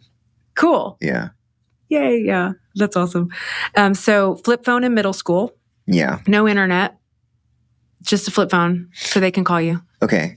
All right. You remember that, what I had you watch on Blacklist? Yeah. I mean, Black Mirror. Yeah. A lot of parents are doing that though, right? Where they're like, I need to know where my kid's at. No, you don't. Okay. There's also this like Live 360. Live 360, yeah. Yeah. I mean, I understand if they're older, but not really. The Live 360 has a commercial, and it's about like all the different ways your kid can die. It's insane. Oh my gosh. They're scaring the bejesus out of people. Fear porning the shit out of people into buying their stuff. Yes.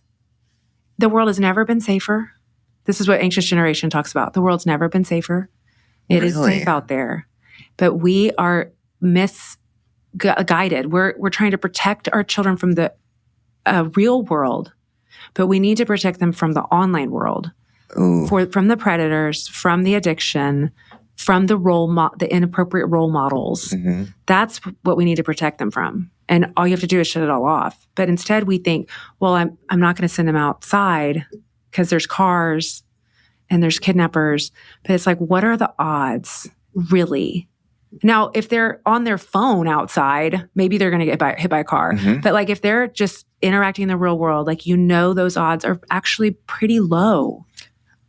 And they've never been lower. Yeah. But the odds of something happen online, I think, are almost 100%. Yeah. So maybe mine have some special problem, but like I think the brain damage is like pretty much guaranteed. Yeah. So you're going to maybe get hit by a car or like definitely get brain damage. Yeah.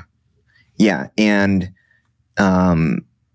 exposure to inappropriate material for boys is damaging beyond repair. Like the exposure to pornographic material for young boys is detrimental. It's really child sexual abuse. Oh, yeah. You can't like make a child watch that. So you can't let a child watch it. Yeah. Yeah. They shouldn't. Yeah. If they can't consent. Okay, go ahead. Yeah. If they can't consent, then they shouldn't accidentally be able to have sexual experiences. Right. But with the internet, it's like they will accidentally.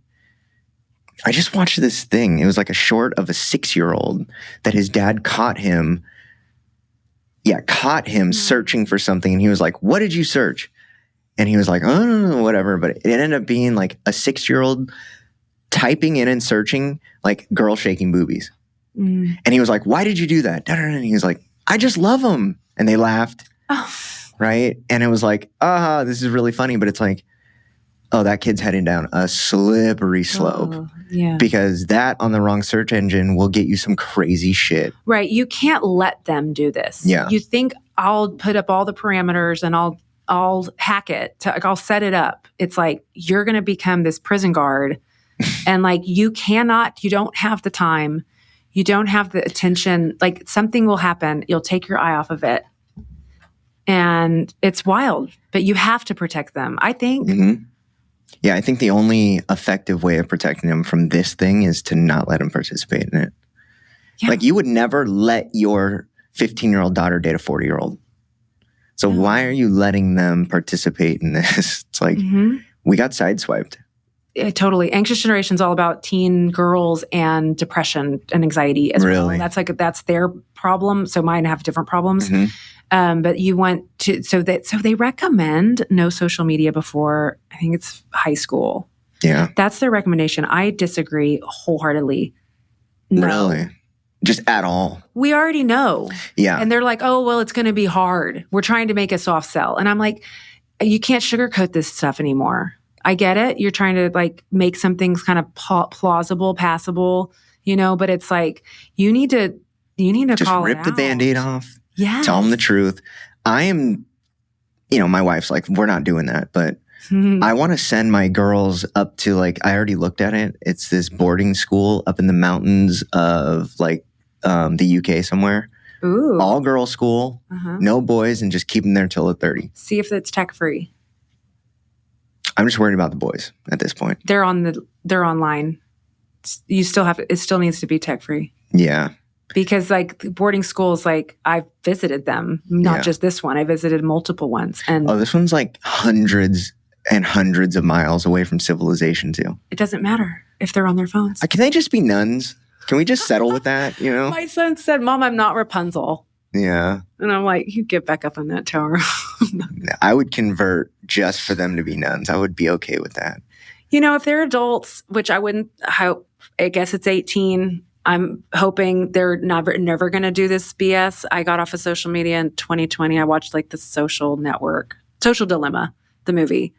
And it just started kind of eating at me. And I was like, once COVID happened and I felt well, this is my only way to socialize. I'm like, I'm not going to do this. Just burn out. I didn't feel like I was crazy about it, but I was like, this is lame. If you let them, you can't let them use social media on your watch. It's not good for them. And just because all their friends have it doesn't mean it's good for them. Or what are we going to do? Let them do drinking and drugging because all their friends are doing it? We know it's not good for you. We've discovered that recently. So now it's just a matter of us putting our foot down, being parents, being protective, not overprotective, just protecting them. Yeah. And if we are permissive, they'll come to later think they knew. Yeah. We know when they found out, and they let me do it anyways. That's not loving. We have to have boundaries. That's our job. And the boundary shouldn't be you can't go outside the front door. The boundary should be you're not going to get on social media. You're not going to have an account. You're not going to use. But okay, so you need a group of like-minded parents because they'll just use each other's devices. So that is a problem. There can't be any devices floating around. Difficult, right? That's contraband kind of territory. Yeah. Paraphernalia. Which is why why boarding school can be helpful, or you can send her without a phone, but it doesn't matter. Yeah. So they can, I think they should get their first smartphone with GPS when they're driving if they don't want to learn how to use a map. It makes sense. There's traffic, there's reports. It seems helpful to have GPS when you're 16. So you have a flip phone until you're driving. If you choose not to drive because you're home playing video games, I didn't use GPS at 16. Me neither. I used a map I didn't even have to use a map. I just knew the streets. Oh yeah. Well, if you get a job, I don't know if you're driving around or if you're going. Yes, I see what you mean. Yeah, you're right. When you're little, you don't. So yeah, you may not even need it. So if you don't need GPS, you don't even need to get a smartphone with GPS. Yeah. Yeah. You can also maybe get the navigator on the car or something. Some way where those work too. They can't hack the phone because they get through everything. They become hackers. They know how to get around. Yeah. All of these tech companies. Yeah. Adapt and overcome. They're just drilling at it all day at school and telling everybody how to do it. So you really if you can limit just the technology, you're in better shape. Yeah. I have a community of family that I think my parents' 34th grandchild was born this year. Wow. Yeah. Well, y'all are helping out with the population. Well, they're Mormon. Okay. So it's almost like a necessity. Cool. But, I did my part. I had 2 kids. So I actually had 3. But so my replacement rate, I've satisfied that. But, it's across the board, it's our little kids are not, and all their cousins are growing up with each other. They're all best friends. They spend all their time together. They go to school together. So, yeah, no devices is happening right there. Cool. Although I'm pretty sure I have a niece. She's 15 that has a phone, I think. Yeah. This could end up being bigger than substance abuse problems. I think it is. Everybody's doing it. Everybody's doing it. Why is everybody doing it? Because it's so easy. Well, you got to be honest with yourself and look at your own screen time and look at the apps you're using. Do you do that? What? Did you look at your own screen time? No, because I know I probably spend more than what I think, but almost all of what I'm doing is uploading clips from this. Well, you can see what website and app activity you do. So you can just look at it and see if you're satisfied with it. Like I spend most of my time messaging and on email, and I'm like, looks good, you know? Well, and like I'll look at, Spotify is a big one for me to listen to music. I know so it helps. Yeah, I know I'm on YouTube because I have podcasts going. Like, you know what you're watching. Are you watching shorts or are you watching something? No, I watch long form. I watch long form content. Yeah, mostly debate-based stuff around religion. Cool. You just have to watch out for that info dopamine hit that is like. What is it called? Focus time, right? No, screen time. Just screen time. Yeah. Okay. And I think a lot of parents are scared to look at their kids' screen time. I'm sure they are. You know, if you see 21 hours a day, like how would it make you feel? Yeah. 16 hours a day. And you're thinking, it's 4. Well, you don't know what they're doing all night when you're asleep. Do you let them have their phones in their bedrooms? Do you take them away every night? Oh, I have a friend who has a daughter who's like in high school and it takes her like so long to do her homework. And it's like 4 hours a night. Like she has to have her phone and her computer. It just takes her forever, but she has to have her computer. And I'm like, she's just chatting with her friends. That's why it's taking so long. Yeah. It's crazy. Oh, so she's using like the chat. They're just hanging out. She's not doing her homework. Yeah. She's just telling you that she's doing what she's supposed to be doing. It looks like homework. Yeah. But it's a lie. So make her do her homework at the kitchen table where you can see it. She's going to end up getting it done in like probably 2 hours, if not half an hour. And then she can call a friend or go over to a friend's house or whatever. She can hang out with her friends. She'll have free time. She can develop a hobby. Another thing you can do is have a study buddy or a study group. So if your girls are studying online, just have them come over, make snacks. If they're at the kitchen table, you can hear them. You know, they're held accountable. They're supervised. Yeah. You know, when they're always online, secret texting, group chats, like they end up doing weird stuff. Yeah. You know, their photos get out there. They bully each other. It's just like, it's a lot.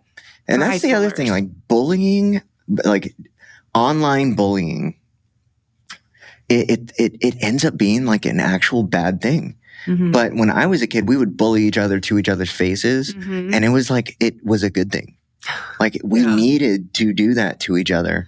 First of all, for like shaming each other out of dumb shit. Right. But like, we also like knew who each other were. Yeah. And we would like test our friends around us and like, now insert internet. Yeah. Right? It's horrible. It's just like, you should die. Dude, it's crazy. You should kill yourself. It's horrible. And then the kids end up mimicking it, right? Because it's out there. Mm-hmm. It's like, ugh, I don't remember anybody saying that when I was in high school. Dude, and the adults are the worst. Oh. Like, dude, the adults are so bad about shit. I get the weirdest comments. Like what? So I had a pastor, and this dude has like his whole face tattooed. This dude's like stabbed himself, been shot, broke his own nose 3 times. Like he was fucked up. And then now he's like on the complete other side, owns a church that makes no money basically. You know, like he's really in it to just help people. Yeah. And he was talking about like a story that like something that led him into changing his life. Mm-hmm. And everybody always like it's always the same post and it's almost always the same comment, but everybody always talks about like they'll post something like talking about how fucked up you are is not a flex. It's like, dude, what about the other 30 seconds? You know, it's like you hyper fixate on the dumbest shit. You know, it's like you guys are not only taking something out of context, you're also picking and choosing what you're going to criticize based on what? I think it's a bot. That sounds like a bot. God, I hope so. People are, there's this outrageous, almost offensive, rude. It's like people, I don't really know anybody like that. No, but that's the problem, is you add anonymity to the person's Okay, but when I ego. have anonymity, I'm not going out there like being a jerk. You seem like a really nice person, though. Thank you. I think the average incel, who are the people that will be doing this, they are like, let's think about the term incel, like involuntary celibate. right? That's what incel means. No, you have to take responsibility for yourself. That's ridiculous, but okay.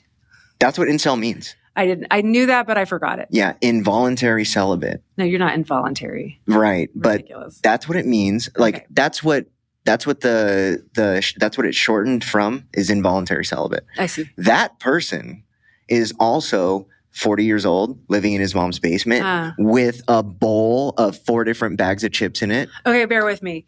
Let's say it starts with the AI programmers. It goes like through all of the tech industry and like, okay, let's just say programmers in general. So we start with like internet programmers, and then you go through the apps and the Google and the social media and the everything. And then it gets through the incel, and then it gets to you. It's just one iteration away from actually being the bot. So even if it's going like through the incel, all the filtering, it's still the bot. Yeah, it's just like this weird thing. It is so crazy. And it's coming at you from, just devices. I don't know. It's like, who cares?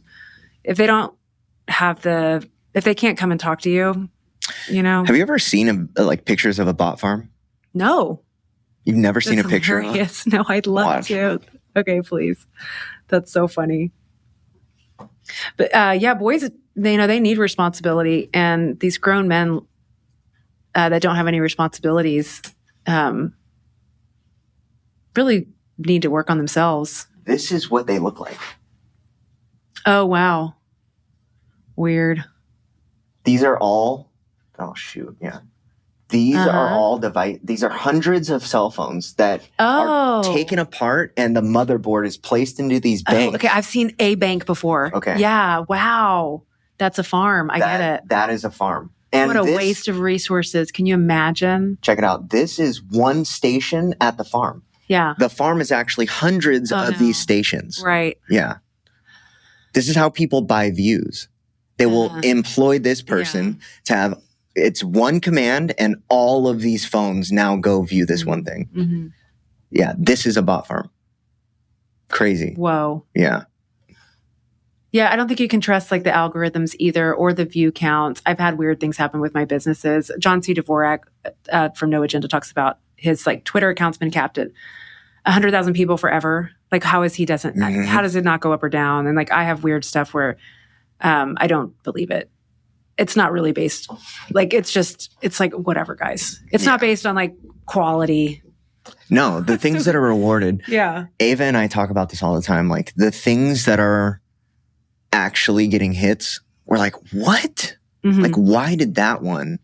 Like, no information, no quality of anything. It's something that I literally pulled out, and it's like a 12-second clip, gets like 20,000 views. Yeah. And it's like, and it's not just 20,000 views over like a lifetime. It's 20,000 views in an hour. Yeah. Well, then why does it stop? That doesn't make any sense to me either. That's what I mean. Like, this doesn't make any sense. Yeah. It's crazy. Because if was it a test and it showed it to 20,000 people and then it stopped? No, it was over the holidays. No, I mean from the algorithm. Like why did it come and go? I've asked. Okay. I've asked, like, how does the algorithm decide? And so it's based on responsiveness of the engagement. Yeah, okay. And so if it slows down, it will slow down its exposure. So that's the problem. If you're not obnoxious enough or outrageous, you need to be really outrageous so people are like, look at this. Yeah. Yeah. The amount of people that are consuming my type of content, first of all, the demographic of people, who are we talking about? It's people in recovery, addiction professionals, possibly people in active addiction, right? And they're just, I think when you talk about like the overall percentage of people in the United States, it's a very small percentage of people. And so there's like organic growth that we're watching like day by day. Where it's like, oh, I got 4 new followers or 10 new followers today or whatever. But then I've done experiments around like, okay, I'm just going to put like this AI clip of what it was a coyote chasing a roadrunner. And it got like 500,000 views. Weird. From the same channel. Yeah. From all that, right? Yeah. It's like, but this was for some reason pushed so hard. Right. 30,000 likes. Received so much. I mean, People watched it till the end or something. Oh, it wasn't just watching it till the end. They were sharing, like it was like hundreds of thousands of shares, hundreds of thousands of views, 30,000 plus interactions. See, this is what I don't trust. Okay. What if they just did that to you so that you will just keep producing free content for them? Yeah, not doing it. Well, it's like, because the slot machines work like this. It's like sometimes you win, sometimes you don't win. And like you base your interaction on the win. Yes. Mm-hmm. And it's addictive when it is unpredictable. Mm-hmm. It's not addictive if you always get the reward. That's such a good point. So as a content creator, they're potentially addicting us. Why wouldn't they? They've done it in every other way humanly possible. So they want free content or free attention. Mm-hmm. In both cases, like we have voluntarily given our work for free. We have been psychologically tethered and enslaved by this addiction, like wanting the followers and wanting these so they gave you like a huge surge. Mm-hmm. It's like, good job. Or it's random. It could be random because the more random, the more addictive the slot machine is, right? So they make it like the perfect amount of big jackpot, nothing. Yeah. And they're the house, right? They have control. Good point. Mm-hmm. So I think of sharing my work as a portfolio, but I don't do it much. What are you getting out of it personally? Like around this? The conversations. I'm getting exactly what I knew I would get out of it, which is a lot of pushback and not a lot of attaboy. Right? Because I'm talking about shit that people don't want talked about. Wait, you're talking about comments or you're talking about this conversation? Oh, no. I thought you were asking about the channel. What are you getting out personally of the conversations? Oh, the conversations? For you. Yeah. Not like, oh, I get to share, but like I'm getting something. Yeah. And so this is the part of my life today that is like the most rewarding around like these conversations, right? I get to talk to a bunch of people that I would have never talked to. I also get to, like, a lot of people have exposure problems, right? Like Dr. Shah is amazing at what he does. Yeah. But if you asked him to monetize what he does, he couldn't do it. Okay. So Dr. Shah has an exposure problem, right? And this was one of the first conversations that we had he was like, I don't know how to make this bigger. I was like, I got you. Cool. Right. And so the exposure for Dr. Shah, because there's a model behind what we're doing. Like, I don't know how much of what we've talked about online you've listened to, but we are proposing that addiction. There's a book called Addiction as an Attachment Disorder. But he's got a theory and we have a model that says that there's a component to chronic relapse that has gone completely unaddressed. And it is the neurological component. Nobody's talked about this. Yeah. Because Dr. Shah is the only neurologist that is also an addiction medicine specialist in the country. Amazing. That makes me think of the wearables. Because like when that Black Mirror episode, Archangel, like she had a wearable that detected stress. Mm-hmm. And I watched it right after I listened to your interview. And I was like, now that would be a good use of a device. I wouldn't necessarily want it implanted, but maybe. But if I knew my child was in physical, life-threatening stress, it might be good to know. So there's a component to what we are looking for. And you would think that there's like a physiological reaction, like whether it's elevated heart rate or whatever stress response is to this escalation. Yeah. What we found out and what Dr. Shah has discovered is that, yes, there is a physiological manifestation to the escalation, but it's that you walk faster. And so because you're in this escalation. Yeah. Fascinating. My son used to pace so bad. Fascinating. And, his advice is to realize that things really are good. It's like, just calm down. Yeah. So when you're in that risk-taking mode, you're driving faster, you're walking faster.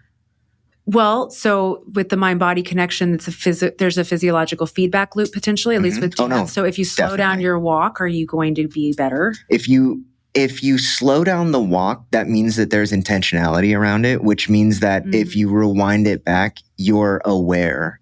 Yeah. So this isn't a control or a moral problem. It's an education and awareness problem. Yeah. Yeah. You mentioned there needed to be a collaboration of social norms. Mm-hmm. What was that about? Yeah. So calibration. Yeah. It's the social calibration of the moral compass for somebody who is already skewed is massively important. Yes. Right. And so for me, I've done things. I can do things, and I'm willing to do things that most of the world would never consider. I know I can do them because I've done them. I'm willing to do things because I've done them. And when things like when push comes to shove, like if my daughter is every father would like to think that they would slay their child dragon, right? And it's like, no, when it really comes to it, you're going to let the courts deal with it. You're going to whatever, right? I know that I'm capable of it and I'm willing to do it. And so without other men telling me like your thought process is fucked up, I will continue to think that I'm like justified, right? And so I found my tribe of people very similar in experience and outcomes where it's like, you know, they fucked up their life and they made it better. Whatever, right? The baseline of addiction is all the same. You grew up, you got involved in whatever, you fucked your life up, you quit doing that and your life got better. Yeah. Like that's everybody's baseline story is the same. Right. And so my moral compass, since I know it's just by default skewed, I have to have it socially calibrated. Yeah. Yeah. How would you relate that concept to tech addiction and how like most people are already addicted? So how can you find like a social group that can be like, hey, what are you doing on your phone? Why are you been staring at your phone for 2 hours? Or I don't know what, but there's something. How would you see it? Yeah. You know what? Adult sports. Yeah. When I was growing up, I watched my dad go play basketball like 2 or 3 times a week. Uh-huh. And now you don't see adults doing that shit.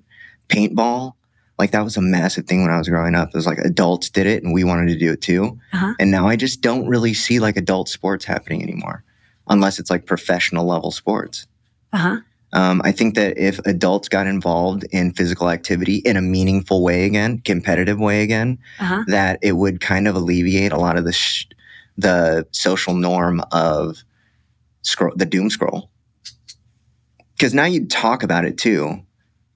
Men respond really well to social shame, right? Where it's like, oh, I spent 6 hours on. They're like, what? Right. Dude, what are you doing? Like, and we can shame each other out of negative behavior really quickly. Wow. So doom scrolling is one way. Yeah. It just seems so like taboo almost. The doom scroll? No. Like, well, you use it too. You use your phone all the time too. You know, everybody does. Yeah. It's like there's nothing wrong with it or something. And I don't know. No, we got sideswiped with something that became socially not just normal, but acceptable and necessary. That is contributing it's a huge contributing factor to the how fast our society is deteriorating. It was already deteriorating. Add internet, dude, it escalated it and accelerated it so fast. Yeah. There's like this scene in the graphic novel. I mean, yeah, the Amazing Generation. There's this scene where like there's a kid learning to skateboard, and I mean, skateboarding was huge when I was a kid, you know, and adults did it, you know, and they were like super tough and good. So anyways, this kid's skateboarding and another kid is like just looking at skateboard videos. So this kid's really struggling on the rack or whatever he's on, the wheel. Ramp. Thank you. And then the other kid's like, hey, like, look at this. And like this kid's like doing, you know, pipes or whatever. And so it's like kind of like I found something better than what you're doing, you know, but the kid just kept at it. Right. And I don't want to spoil the book, but yeah, it's a kid's book. It's a happy ending. So, you know, I think when if you're watching too much, like you're kind of living vicariously. Yeah. You know, it's a little depressing to see like they're all so much better than you. Like, why go play? And it's like, why not play? I heard somebody in one of those debate shows talk Uh-huh. about the voyeuristic generation. Yes. That we are living through the most voyeuristic time that humans have ever seen. And people are living vicariously through other people's lives. Right. And that is like the moral harm. So the recalibration has to be about our connection and love and caring of one another. Yeah. Mm-hmm. Addicts are geared specifically for this type of awareness. Most of the world lives in the solution, Mm-hmm. and they will avoid the problem at all cost. But we are coming from the problem towards the solution. And so the way that we see things is different, right? And we are also able to, willing to, and capable of doing things that the rest of them won't do. And so in order for us to stay sober, which I'm sure you know, that like we just live in a different way. Mm-hmm. And it isn't logical. There's nothing logical about addiction, and there's hardly anything logical about recovery. And I know this because people will say, like, why do you do that? And people will be like, I don't know, but it works, right? And so it's like people can't linearly find recovery. Like, you have to go through this journey of discovery and healing, and like there's divergence in everybody's healing process.